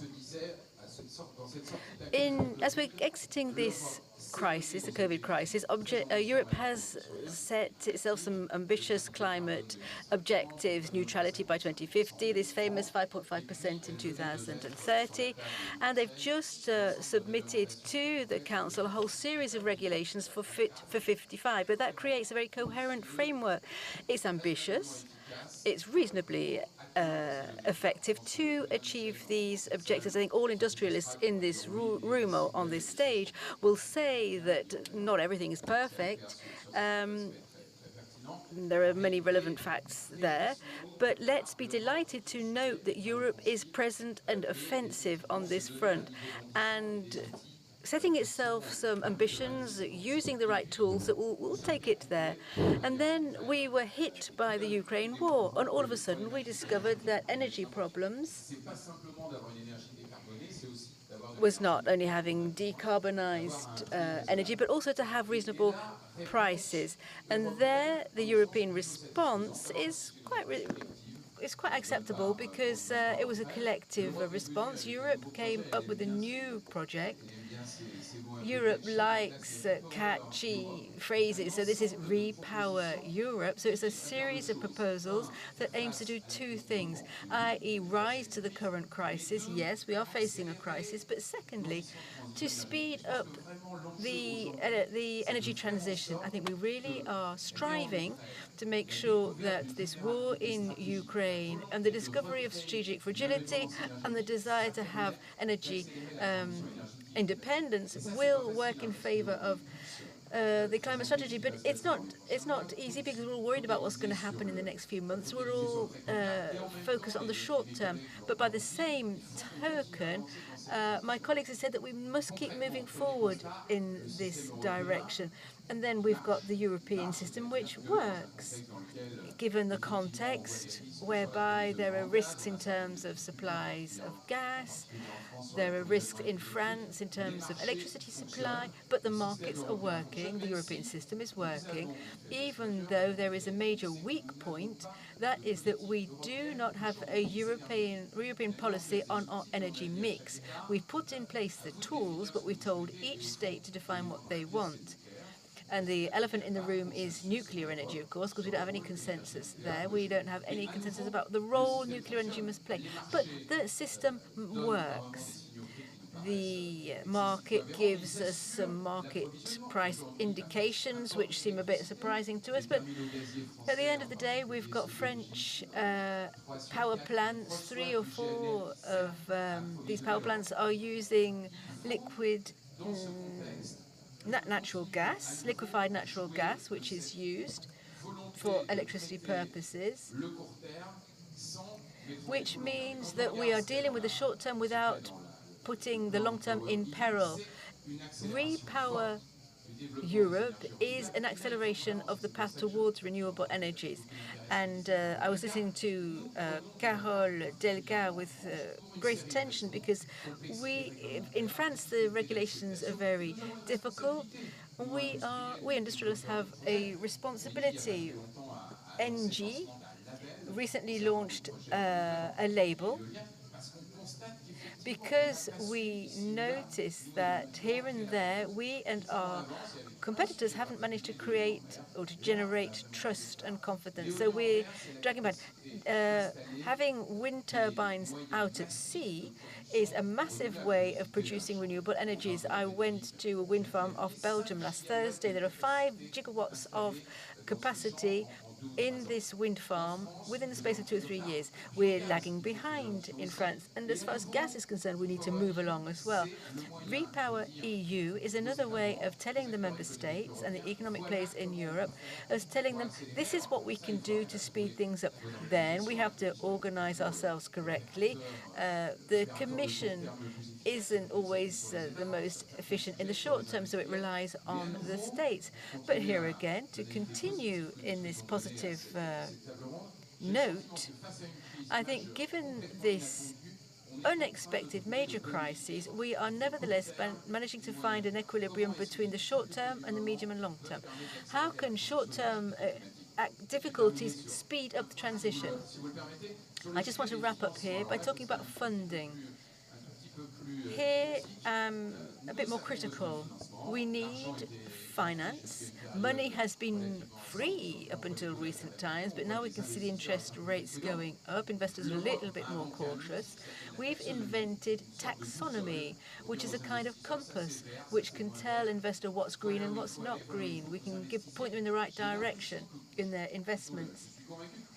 I'm sure that conceptually there's been a tiny error in the way this compass has been calibrated, because it's pointing towards ideal green economy in 2050. But what we really need to be looking at is the transition towards that economy. Thank you very much. Just one point before Jacques Attali takes the floor.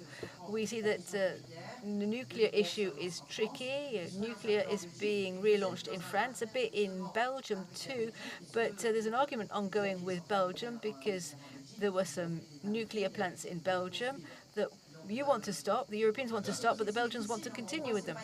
So we can see that it's not easy. We can't make all the planets aligned between the states and the business. Well, nuclear energy is a medium to long-term industry. It will take 5 years and 5 years of investment to bring them up to date. The Belgian law ends in 2025. We should have taken this decision in the past. The government has said that if we really want to go ahead, well, we're not talking about the conditions. But nuclear energy is not something you just switch on and off. You need massive investments and you need to prepare. Yes, I just wanted to highlight how difficult it is to have a energy mix. Jacques Attali, you've heard all the different points of view that have been raised. There's a question of creating a European energy supply chain. In your eyes, what is important for us to move forward in this entrepreneurial Europe? Oh, there have been so many things to talk about. I've listened to such exciting things, and I'm not going to contradict anyone who's spoken this morning. I'll just make 3 comments. The first comment is that we've known about this energy problem for at least 20 years.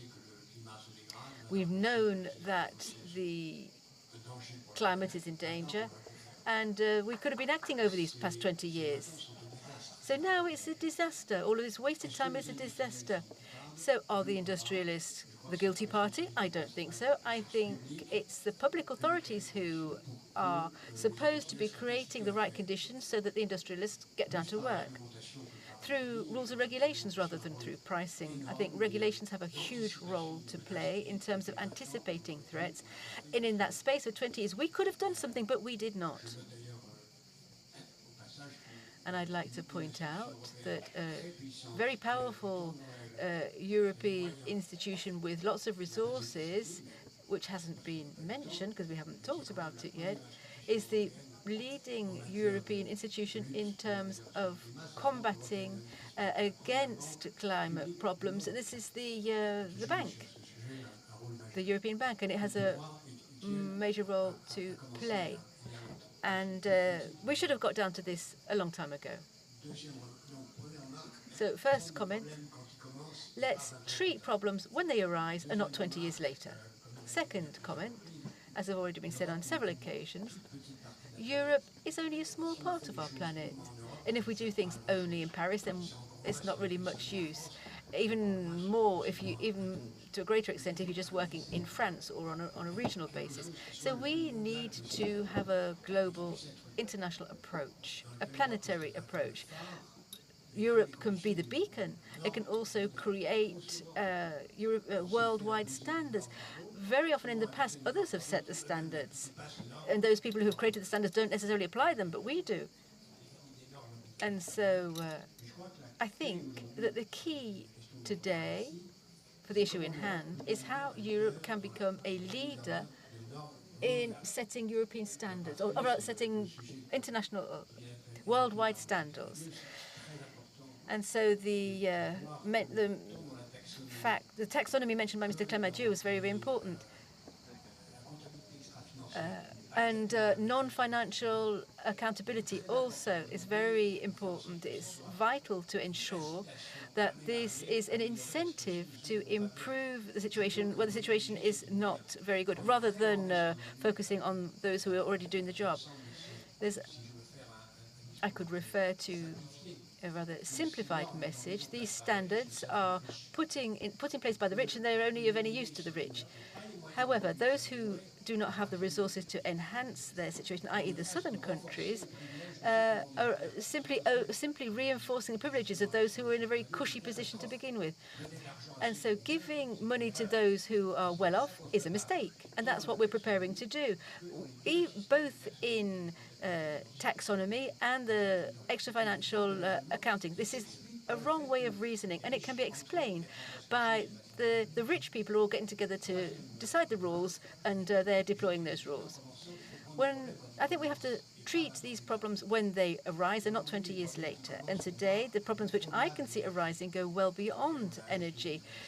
We have been stressing that subject here, but there are other issues at stake. What is currently destroying society and our planet is not only the climate. There's other forces at play. Imagine a planet with a perfect climate, but where there are no schools, no healthcare systems, where there's no food, and where there's no democracy. That would be chaos. And that's what we're heading towards right now, because we're not doing anything worthwhile to address the question of replacing this economy of death, i.e. replacing these systems where there's all this kind of poison which is killing us, where we're talking about artificial sugars and everything linked to chemical chemicals, and they're all very catastrophic. And we're not doing anything for those sectors in the economy of life: education, health, renewable housing, sustainable transport, all of these things, and you align them all up, and I was amazed when I saw the figures. The economy of life in Europe and around the planet is not 40% of GDP.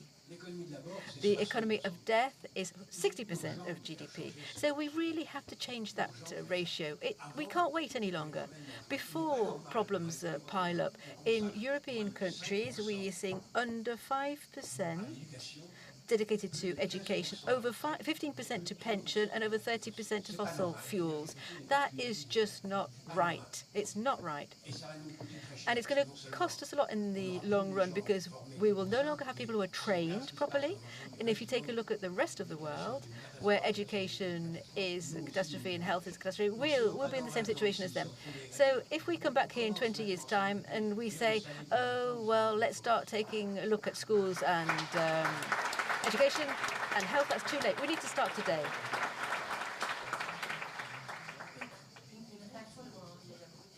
Many questions in there, but has anyone got a reaction to what Jacques Attali has to say? Perhaps the industrialists amongst us.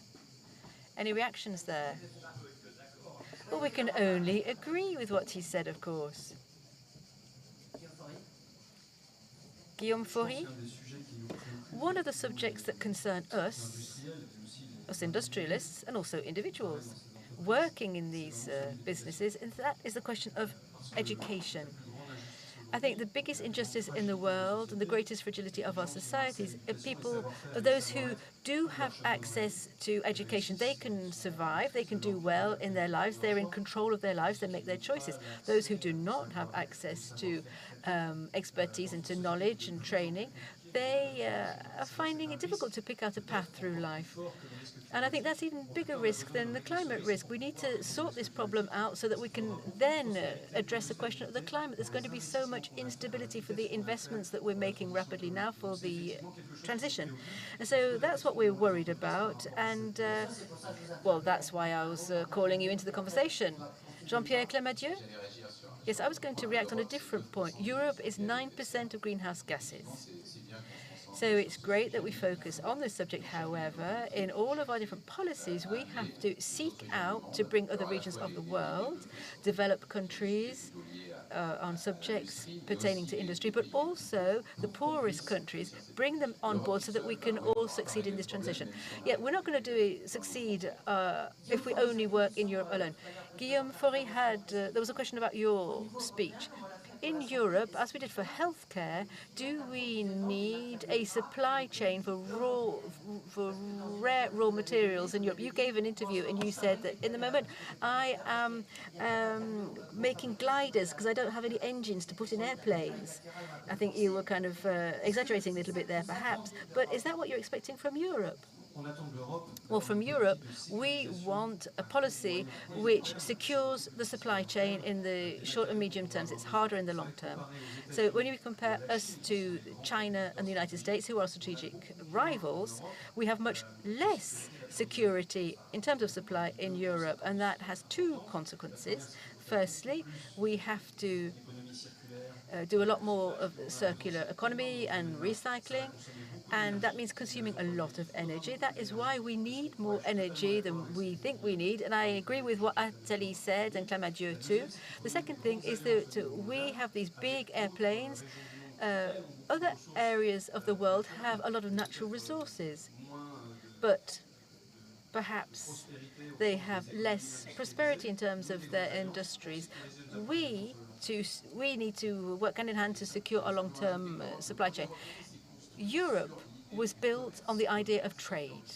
It's a trade leading to creativity, freedom, and projecting a European model around the world. We can see the limits to that today because the world is becoming de-globalized. And I believe we need to take on board this dimension in our European policies, and we have to get back to strategic autonomy that is not only to the edges of our own region, but we have to go beyond that. Trade is not the answer to everything. You've all said what you're expecting from Europe, what you want Europe to do. However, how do we fund all of this? How do we, and this is a subject which is dear to the heart of Agnès Panacea-Kéré, how do we face these huge expenses? How do we fund all of these transformations? Jacques Attali. Well, I think we're making a huge mistake in our anti-inflation policy. It's not a question of demand, it's just insufficient supply. So what we need to do is increase supply to develop this economy of life. And we have to take a look at all that we've done. We have to offer in order to facilitate demand, you have to really go into the supply side. We all know about that. Whatever the cost that we've experienced in the past couple of years, we have to channel that into supply. We're not there yet. There's a long road ahead of us, but this is a choice which has to be made. Everything will boil down to our ability to get projects up and running which give us the supply that we need. And if we do this, whatever it costs in terms of supply will be possible within the realm of available resources, so as long as we reduce that, whatever the cost, in terms of demand. Well, in terms of funding, what we did with our recovery plans, we had that common European debt, 800 billion euros. We had investments in all kinds of areas to support the digitization of economy and public services in many fields, education, justice, and sectors which were really lagging behind in terms of digital technologies. And we are going to continue working on supply on that front. And to get back to the energy plan, we need to identify how we can produce as much as possible. Taxonomy, we've talked about this subject as well. We've heard enough about integrating our different technologies, and it's not only at the European Union, but this is right now. This can be done despite the European Union's rather idealistic point of view. Final point on energy, and in terms of supply, in our recovery plans, what we did not use was loans, because money was so cheap, no one was asking for a loan. And so now we have 300 billion euros, which is quite a sum, for all investments in interconnection between energies. This is a huge challenge in Europe. Countries today are not being able to get their supplies in. Interconnection will address that problem. And to get back to Jacques Attali, I would say that there's a national debate and there's a European debate. But for all of these matters, Europe did not have, but that has changed now, did not have any skills or competency. But now we are creating competencies by hopping from one crisis to the next.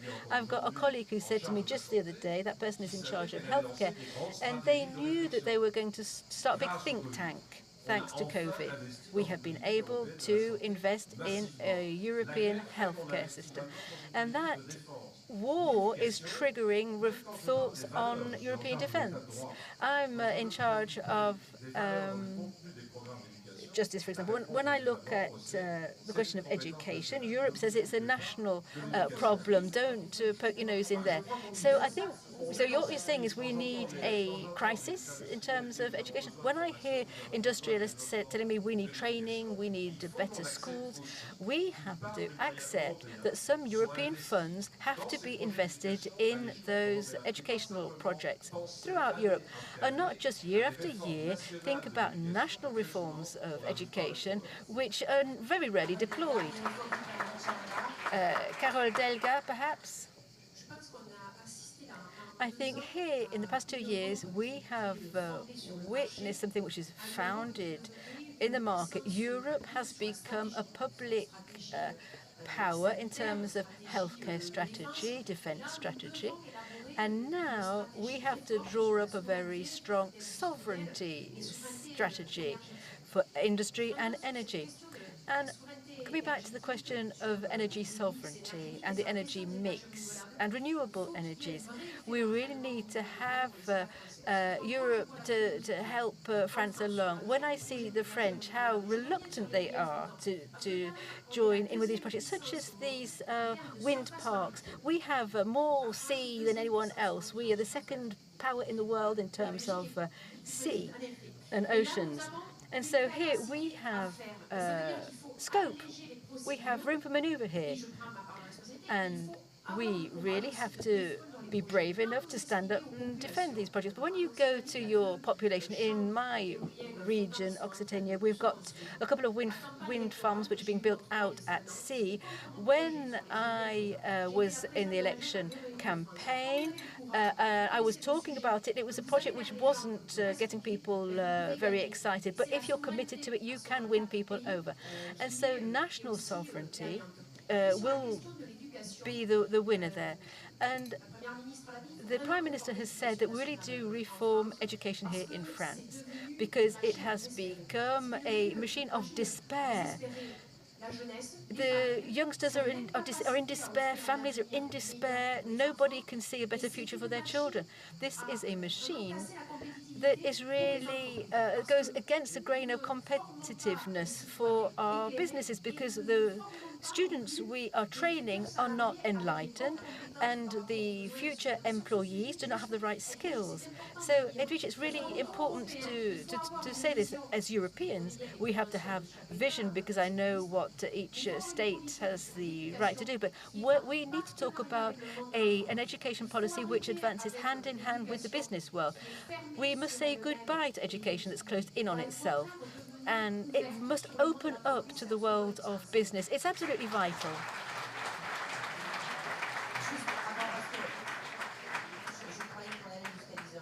I thought we had until 10:15, but in fact we only have until 10 past 11. I thought we had up to 11:15, but we only have till 10 past 11, so our time is up. I want to come back on that question of the scale of time. We have to look forward. We have to anticipate. It pertains to education and energy. But an industrialist makes an investment over 20 years. So to be net zero carbon by 2030, then the industrialists, better get their fingers out. So I think the markets, and I agree that price isn't the only regulatory tool, but the price signal must not be contrary to regulations. I'm afraid we have no time left to talk about this question. And yes, do you want to wrap up here? Okay, just in a couple of words. I'm really delighted because I've had some answers to the questions I had in my head. I hope the audience has too. So the most important questions seem to be to speed up decarbonized energies, to go forward with the wind farms out at sea and the rest of it. And the question of standards is important as well, and taxonomy, and using these standards around the globe. You did not mention the instrument for adjusting carbon at borders. And from that point of view, I would be less negative than Jacques Attali, who said that we haven't done anything over the past 20 years. I think the experiments that have been carried out in the ETS market, which we haven't talked about either, well, we'll have to have another round table about that. I believe that we have reduced industry's greenhouse gas emissions here in Europe, and so some things do work. Thank you, everybody.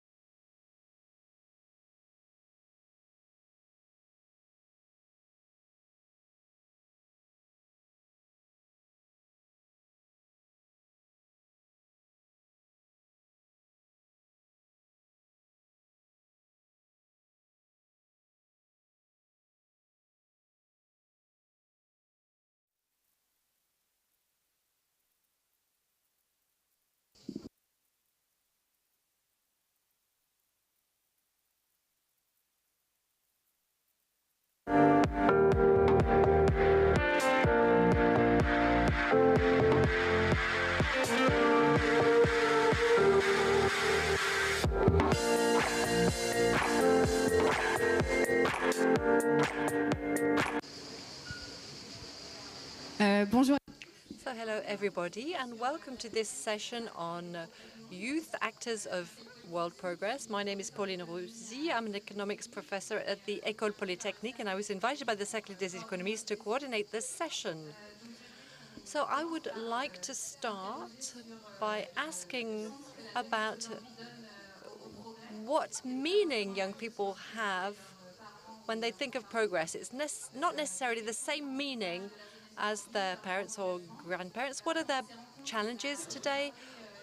What are their commitments? We've talked a lot about the environment. We've talked a lot about inequality and democracy, technological innovation and safety and security in this event. So there are many combats and the hierarchy may be different when it comes to, what priority each combat takes. I'm very happy to have this panel of guest speakers. It's a very diverse panel of guest speakers, and I think it will give us an idea of the different points of view across the world. So once we have understood better what young people want, then we should understand what they're doing. What are the forms that their actions take? What are the results of their actions? From a political point of view, we're seeing some fairly radical actions. So there's the climate approach in Europe. There's the demonstration for the defense of democracy in Asia. There are uprisings against poverty and insecurity in Africa, leading to coup d'etat and bringing a new generation to power. So, everybody agrees that it's important to listen to youth, but in politics, things are a bit more difficult. So outside of the political sphere, there are other means of action, being enterprising, focusing on culture, transforming society. So I would like our speakers to give us different examples from their own background that illustrate, once again, the diversity of actions. So Nicolas, over to you. So we have 4 speakers with us today. Lily Kong will be with us via video conference. She is in charge of the Singapore Management University. So there are social changes, cultural changes.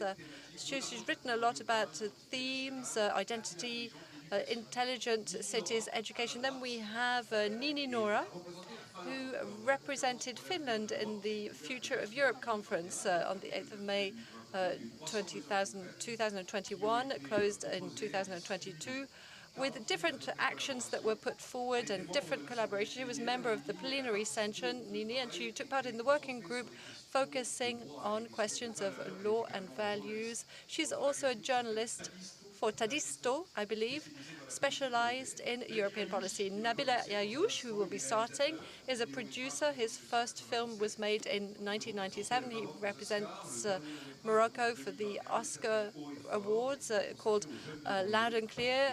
It focuses on young people, hip-hop. He was present at the Festival of Cannes in 2021, and he's opened different cultural centers dedicated to young people. The first was in Sidi Mouven in Casablanca. It's a neighborhood of Casablanca, I believe. There is one in Tangier and Fes, and Marrakesh was the last one that opened in 2021. Then we have Omar Victor Diop, who is with us. He started his career after the SCP. He followed the usual business-focused university degree, and then he got out of it just in time to become a photographer. He photographed in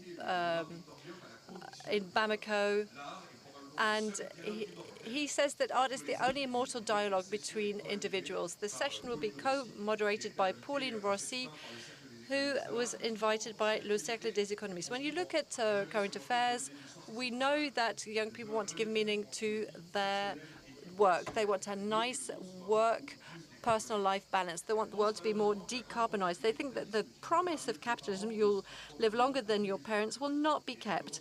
And they're beginning to express this through voting. They're sensitive to social justice. They're sensitive to the sharing of values. And they live in rich countries where their relations have changed between young people and old people. Young people have no money, old people have money. In France, we see what people live with. So we'll start with the handful of graduates from AgroParisTech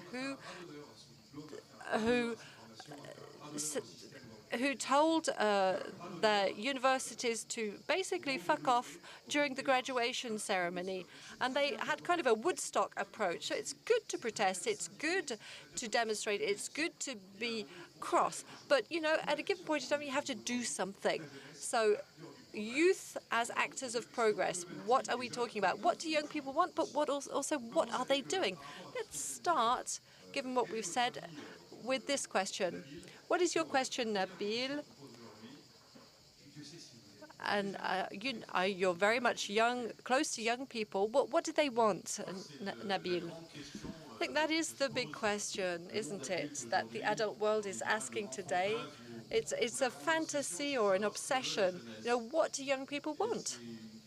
And it's a question that is increasingly crucial, given the major challenges that youth are going to be facing. They're already facing these challenges, and it's an obsessive question, I would say. And what, you know, they're finding it difficult to define, and we can understand why. So young people today have become more radical in what they do. Many of them, they're rejecting, they're refusing. Many of them, they've understood that politics leads to nothing, and we saw this in the last elections in France, in Morocco, elsewhere. The participation rates were historically low. There's a kind of abandoning of the political combat that we're seeing. And so there are other political combats emerging. Faced with this disenchantment, young people have to reinvent themselves. And the first thing that young people want, they want to be given a reason to believe again, and it's not easy to do that. Increasingly, I'm seeing young people around me who say to me, I don't want to have children. Nabil, who is young people? Are we talking about, you know, who are they against? Are they against politicians? Who do they want to give them a reason to live? Well, my daughter, let me take the example of my daughter. She's 22, and she says, Dad, I don't want to have any kids. And that was just last week. And, you know, there are many young people saying this. I can see that there's a lady here, a young lady here, and she says the same thing. It's terrible to hear that. Somebody from my generation, hearing your child saying that, it's really difficult to accept. And yet, it's a reality, and we have to face that reality. We can't just hide it. There are other young people who decide to go into the woods. They want to be dissident. They've decided that the mainstream, there's no point in joining the mainstream. Let's be radical. What can we offer these young people today? What kind of prospects can we share with them for the future? How can we help them project themselves into the future and imagine what that future is going to be like for them? That is the big question that we are confronted with, and we don't know what to do about it. I think that the gap that there is between my generation and the generation of my daughter, for example, is much bigger than the gap between my generation and the generation of my parents. I think it's much more difficult to understand young people today compared with my parents' generation, and it's getting worse. And I think it's mainly due to this terrible plague, which is created by social media, that could have played a role. They could have brought people together. They could have opened up an interplanetary dialogue, but you know, that's not what they're doing. They've taken a different path, and the young people are still closed into this world of immediacy. They're impatient. They're in a world where reading a book and taking time, seeing a long film, for example, that lasts an hour and a half, 2 hours, that world is a real exploit for them. It's something that they find difficult to accept. So TV series have taken over, little clips on YouTube, Snapchat, they've taken over. So that youth is living at a terrible rate of knots. You know, what's going to happen? they're asking themselves, what is the future going to be like and what is their role going to be? Now, I like to listen to all of these different young people. And your question is broad because that you have the youth in Europe, in Africa, in Asia. They have different aspirations, as you can imagine. I'm lucky to be on both sides of the Mediterranean. I was born and grew up in France. And 20 years ago, I decided to go to Morocco to live. And I drew inspiration from my childhood that I experienced myself, that allowed me, that made me want to go into filmmaking. And it was a youth center in the Parisian suburb where I learned to look at the world, where I learned to build the way I looked at the world through art and through culture. And that youth in Morocco that I see every day, with whom I rub shoulders every day, that youth wanted culture. It wanted a personal narrative. That's what was missing, I believe. So it's important to give them the tools so that they can talk about their own stories, so that then nobody else tells them instead of them, because they're really very much rooted in the places where they live. And the terrible dramas that we've been seeing, the border between Spain and Morocco, where 23 immigrants were died. We don't want that to happen again, and yet it's happening increasingly. And that African youth thinks that their area is no longer their own area, where they live. The story has been located elsewhere. And listening to young people like that is important, I believe. Thank you very much, Nabil. So to add to what's been said, I heard young people saying, I don't want any children. And I've heard parents saying, oh, what world are we going to leave behind us? My parents never said that. So things have changed. I'm going to turn towards Omar Victor Diop with the same question. You know, what are you seeing? How do you analyze the way things are evolving? Perhaps not too necessarily badly. So it's very easy. It's not that easy to talk after Nabil. In fact, there's a feeling, there's an observation. You know, it's of powerlessness. Young people, youths, different youths, people I have met in sub-Saharan Africa, they all have the feeling that they've been left by the side of the road. Almost 60% of the population is under 25. So it is an area for young people, Africa. In the 60s, in the 70s, in the 80s, the young people didn't really take part in decision-making.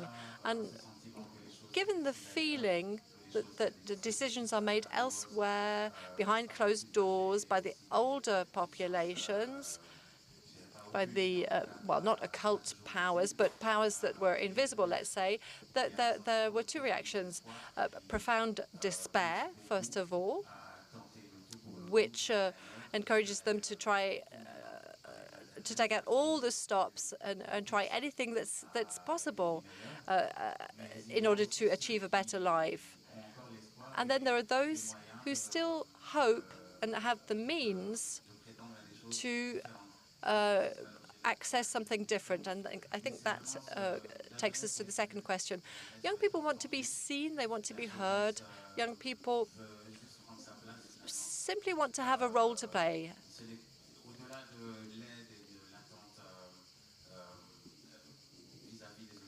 So going beyond expectations with respect to the authorities, young people want to express themselves. They want to take part in the national conversation and in the continental conversation, because unlike what one might think, Africa is highly integrated from the institutional point of view.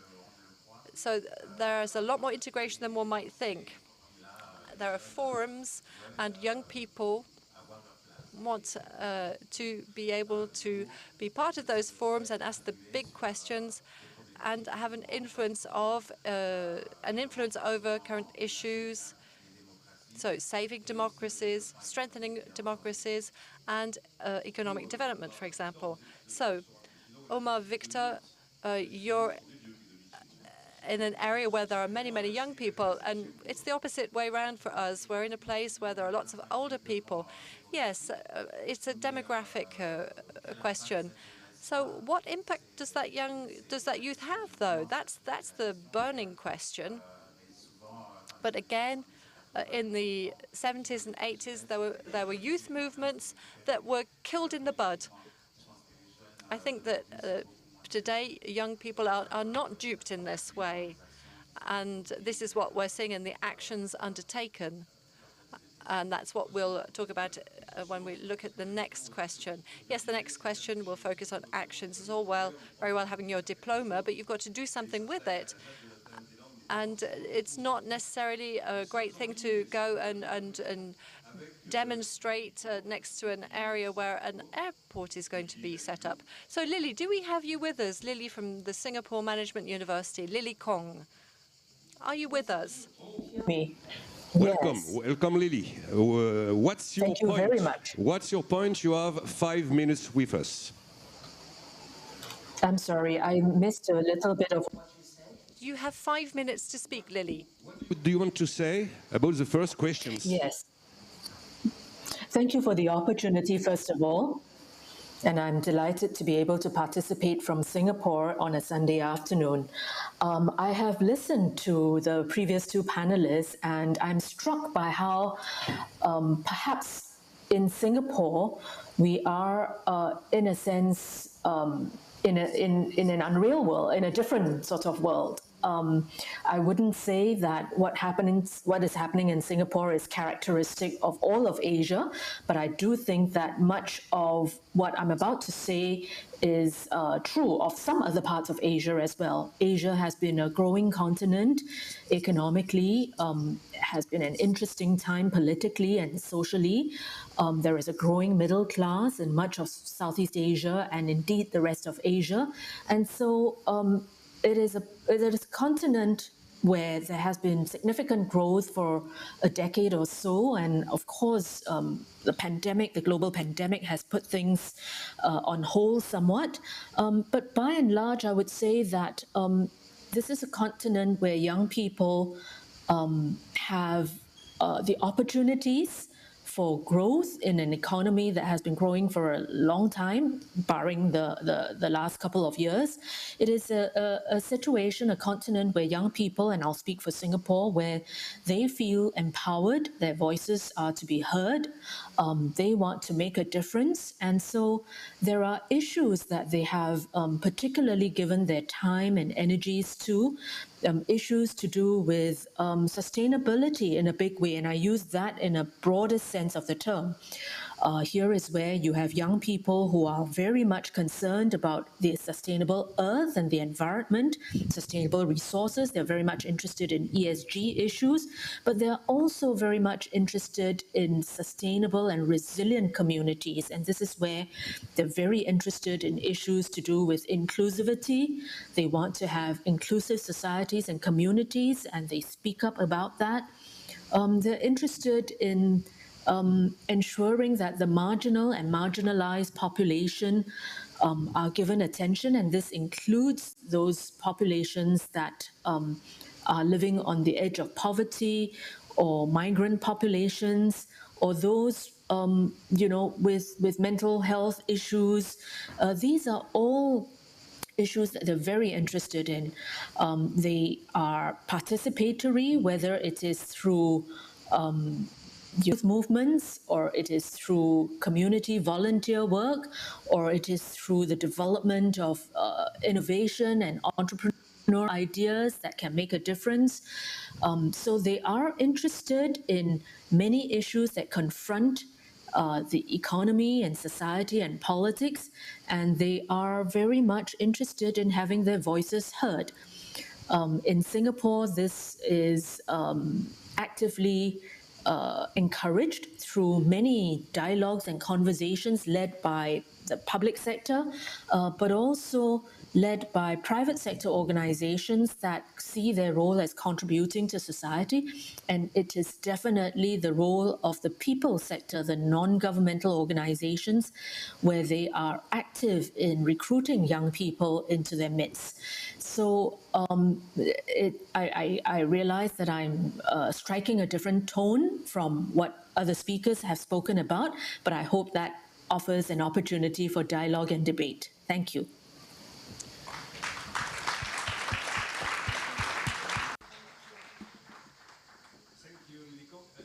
Questions for you, Nini Nora, to close the first session. Okay, thank you. First of all, I think this has already been mentioned before, but young people shouldn't be treated as this, thank you, homogeneous group. There is a diversity of opinions. And while I think it is quite clear for anyone who has followed the political discourse that young people, there is an abundant demanding, or they demand sustainability, especially in environmental and climate issues. I think the same logic could be applied to economics as well. So I think even if young people don't yet know how to demand economic sustainability, they definitely should do that for their sake and for their children's sake.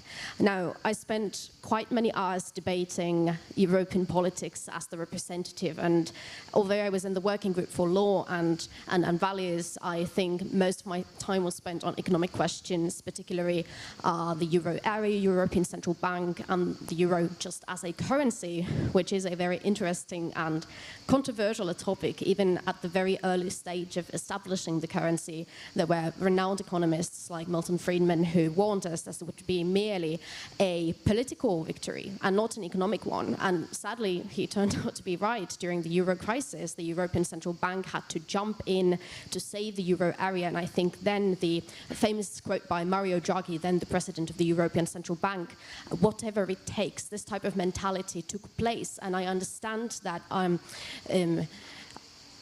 unconventional situations require unconventional action, but it's the problem when this becomes the norm, and the whatever it takes type of mentality which has dominated the euro area and the European Central Bank policy for so long, I believe has specifically been designed so that the people responsible for those decisions will not have to accept the consequences, but simply delay them to the future generations.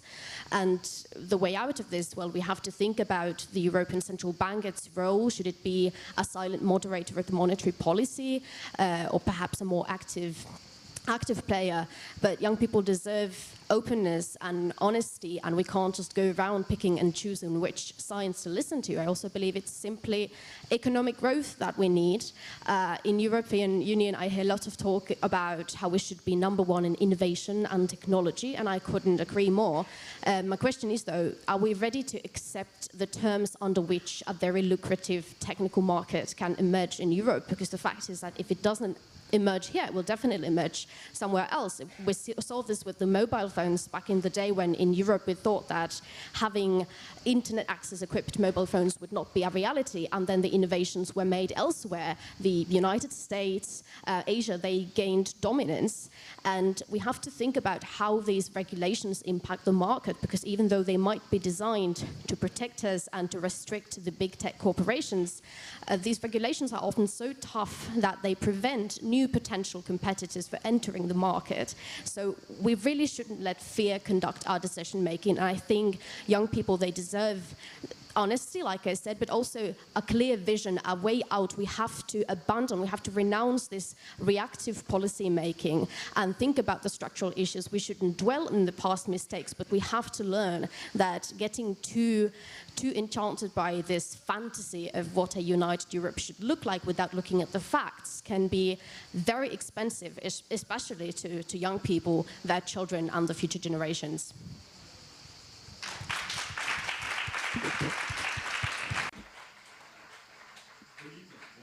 Pauline, we're halfway through our debate. So all of these young people want some good things. So Singapore, at least, yes. So there are some common traits in spite of the different geographic areas that we are lucky enough to have on the stage today. Let's move on to the next question, Nabil. It's good to tell the system to fuck off, and imagine that everything is going to happen and arrive on a plate. But it's important to act on your convictions. Yes, I agree. all forms of theory is not a solution.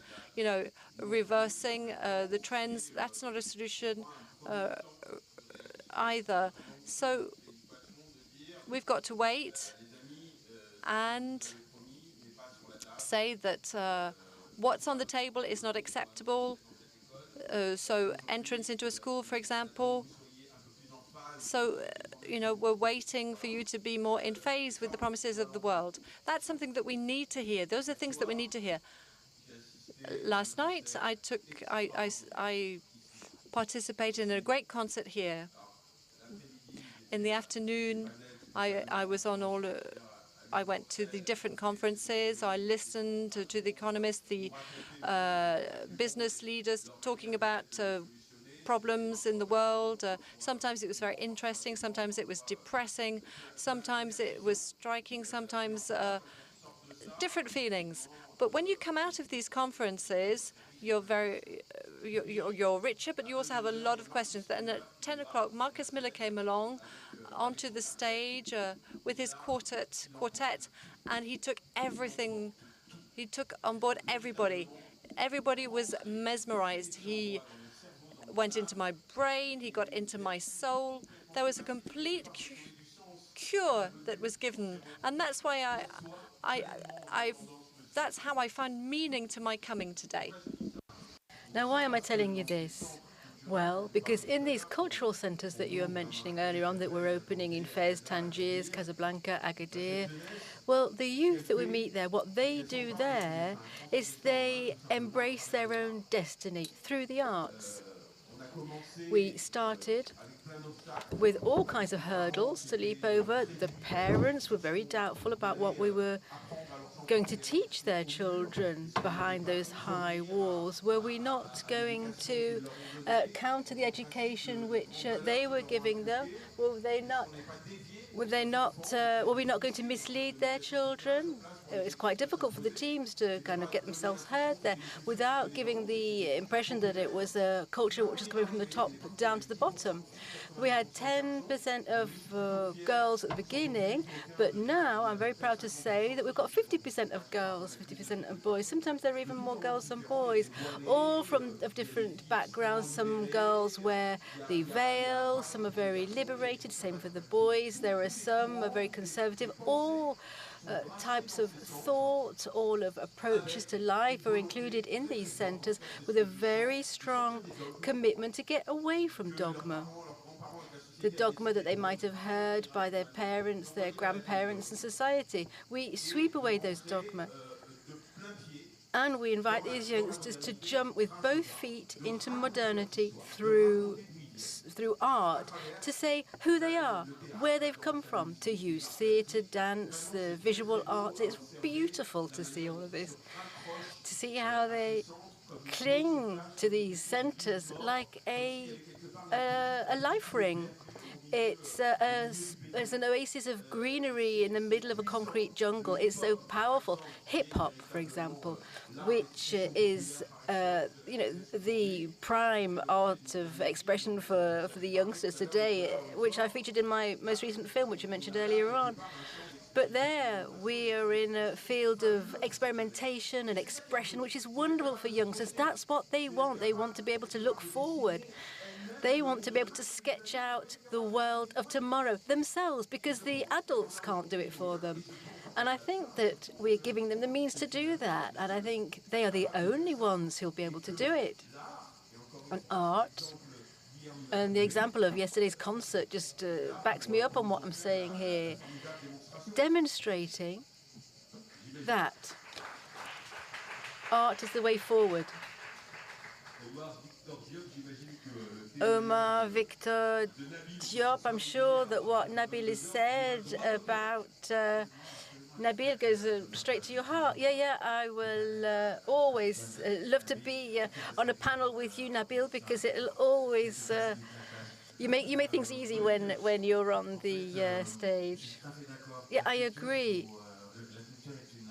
Culture is an amazing avenue because we don't always need very much to be creative. And once a piece of art is created, it takes on its own life. It goes where it needs to go.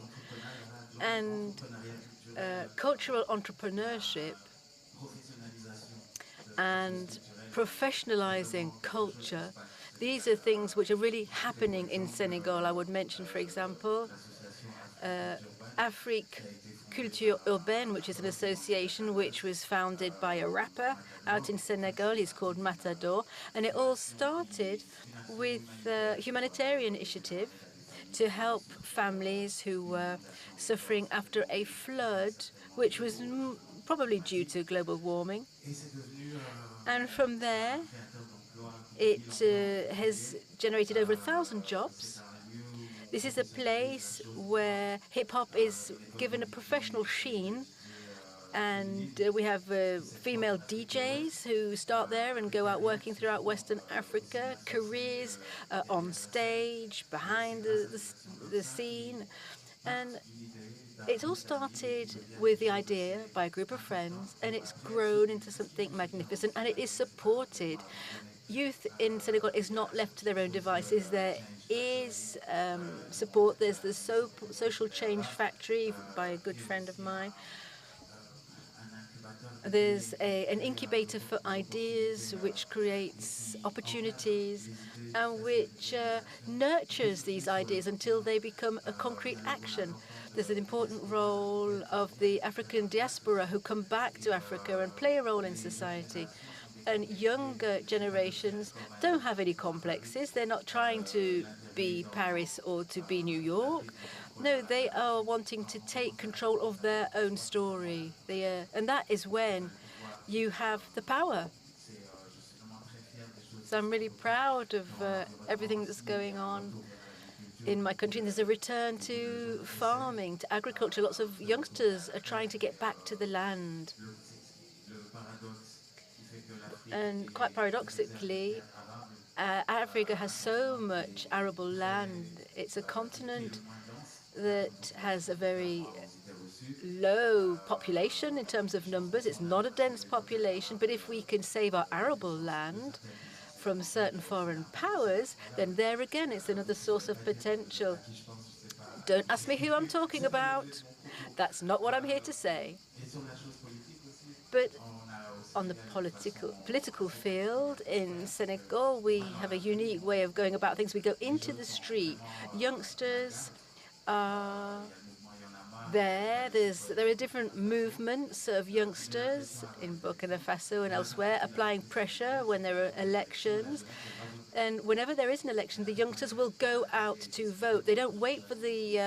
They don't go out to wait for the announcements and the results on the television, but they're out on the street. They need to be encouraged, however. They don't need you to teach them anything. They just need support. And if anyone wants to join our combat, then it's by contributing to the common good. We know where we want to go, but organizing our associations, importing skills and competencies is always useful. And heading in a direction to support these entrepreneurs who are involved in culture and defending the environment. That was where you can have your impact, by helping the youngsters who know what needs to be done.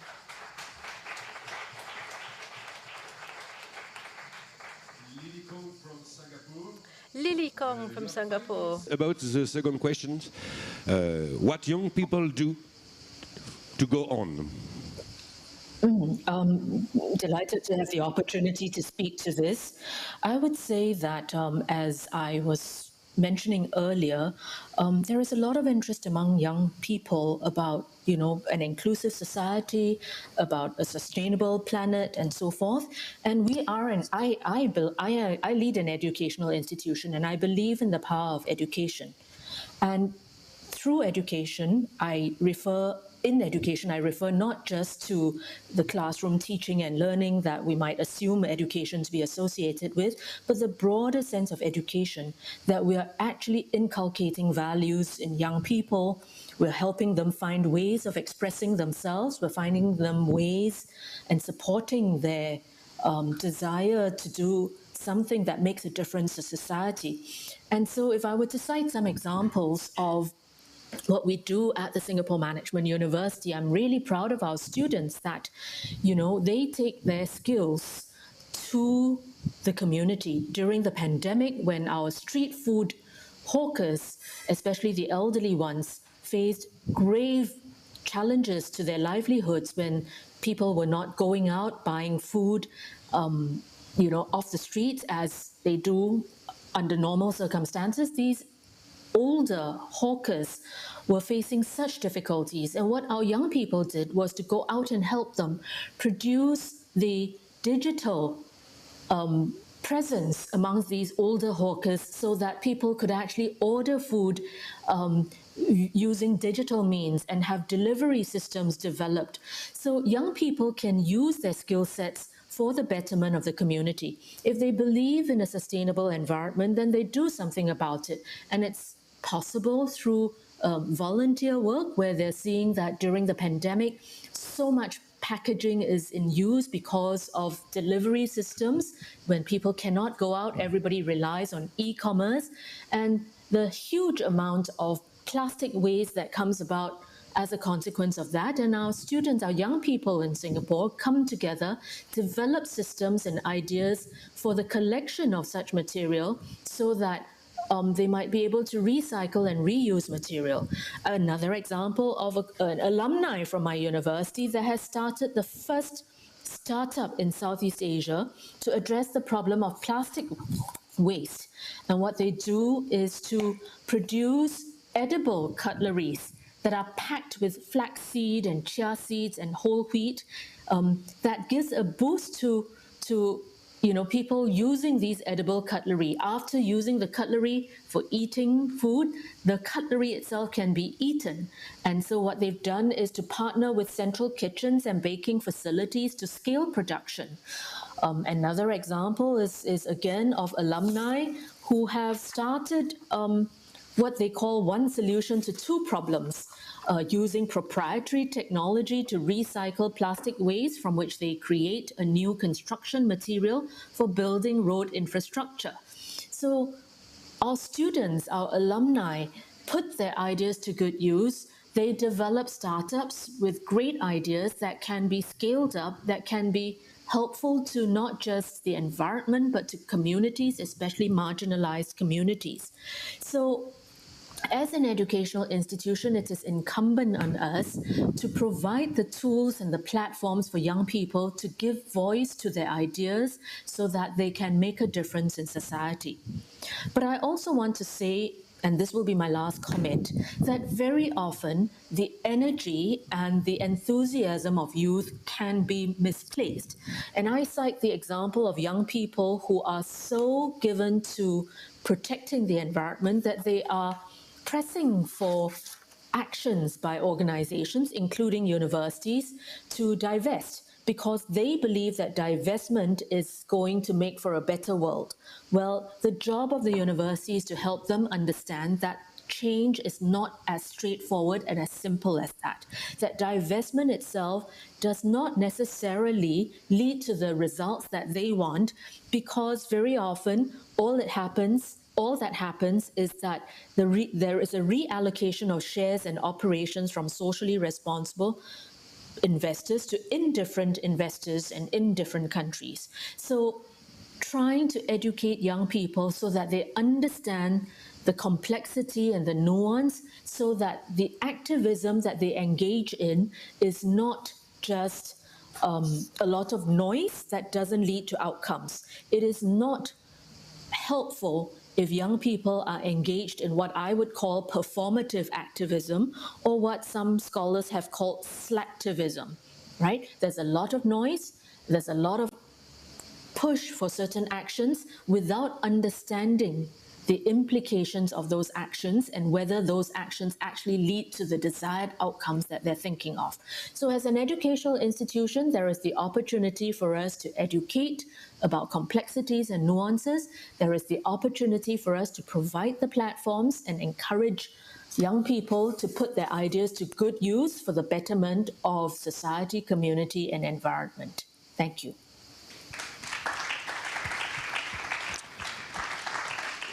Thank you, Lily Kong. Nini Nora, to conclude, before questions maybe, and the last word with Pauline Rossi. Okay. Yeah, I couldn't agree more with the last speaker that we just heard before. At least according to surveys and data that we've collected in Finland, young people, they have become more disinterested towards the traditional forms of decision making, so voting and political parties. Doesn't necessarily mean, though, that they have become disinterested towards decision making and politics in general. They simply have their own platforms, maybe in movements, in social media, you name it.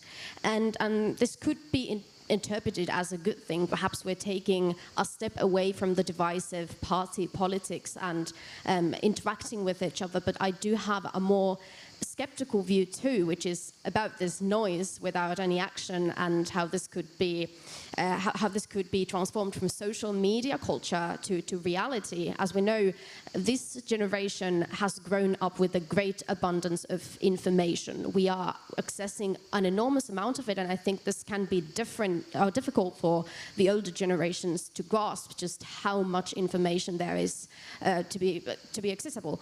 And with that abundance, one has to be sometimes incredibly provocative and simplistic to gain ground, to gain visibility, to gain attention. But unfortunately, these complex and nuanced questions, such as climate change, economics, immigration, social rights, you name it, they simply cannot be summarized in a flashy social media post without losing a core part of the message. But we're still doing it, and it's still happening. And I am certain that it is affecting our way to have these conversations in real life. I'm not sure. I think especially many of the younger participants here have seen many of these American high school movies where there are different cliques. You know, you have the sporty kids on one table and you have the nerds in the other table. I think I would be with the nerds. And then we have the fashionable kids in the third one. But I think we can spot this phenomenon of cliques, a clique being a socially closed group with like-minded thinkers who are hesitant to let in new opinions. We also sense this in youth politics as well. Only we aren't dealing with trivial and light-hearted issues like sports and music preferences. No, we're talking about these huge global fundamental questions and giving them a very simplistic tone. So suddenly climate change has become a left-wing thing and economic responsibility has become a right-wing thing. And if you're part of that group, then it is out of the question for you to interact with the other ideas. And with that type of mindset, I'm not expecting any ambitious or good results anytime soon. And I would just like to approve the message with the culture, because in the time where everything becomes more technologically advanced, more impersonal, more fast-paced, we need to protect our humanity, what makes us human, what makes us empathetic, and that happens via humanities, art, and you name it. Technologies give us the possibilities to accomplish all these things, but what is it exactly that we want to accomplish and how we interact with each other, that is determined by the more soft skills. And I think humankind has to be at least as civilized as the technologies that they utilize. So if we lose that skill of interactivity in real life, then I don't think the technological gadgets that enable us that in the digital world, that they are going to do us any good. They will simply encourage this culture of polarization. So I know young people are seizing these opportunities, but I would encourage also speculation, looking into the informative side of it, questioning your own opinions, and trying to understand the perspective of the another, because we absolutely cannot afford to lose the art of disagreement and dialogue.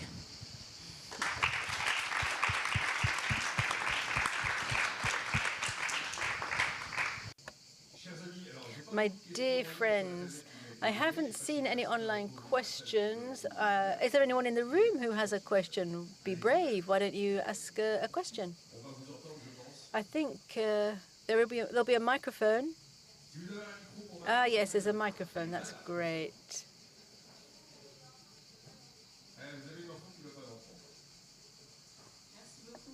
Thank you very much for this wonderful debate and for sharing your views. Thank you very much for working so closely with our youngsters. We're talking about youngsters. They're looking for meaning. They're very committed.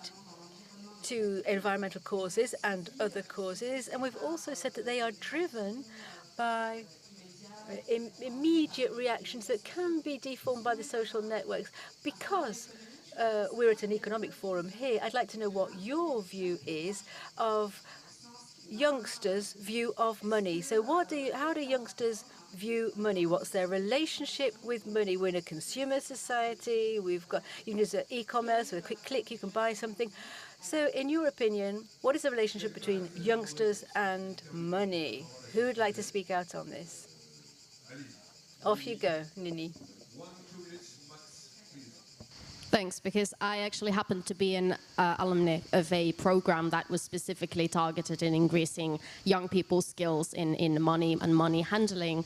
And I can only speak for Finland in this occasion, but I think the phenomenon can be relevant in other places too. But I think young people, in many cases, they have a very indifferent relationship with money and what that could possibly enable. At least in Finland, we have sort of we don't really like discussing money, and when we don't discuss something, that something becomes obscure, it becomes scary.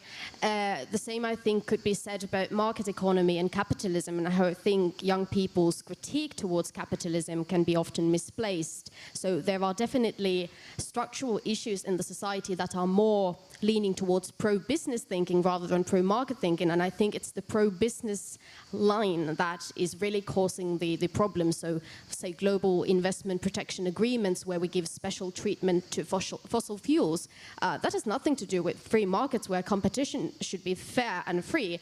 So I really don't think it's the problem with money or free markets, it's the problem with the incentives that we choose to place. Bien, j'ai promis à notre président, Monsieur.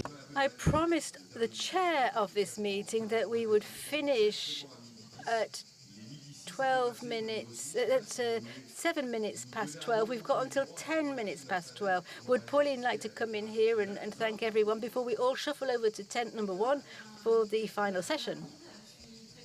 Well, I'm really thrilled by this session. We've heard some very different voices from the voices that we heard in other sessions.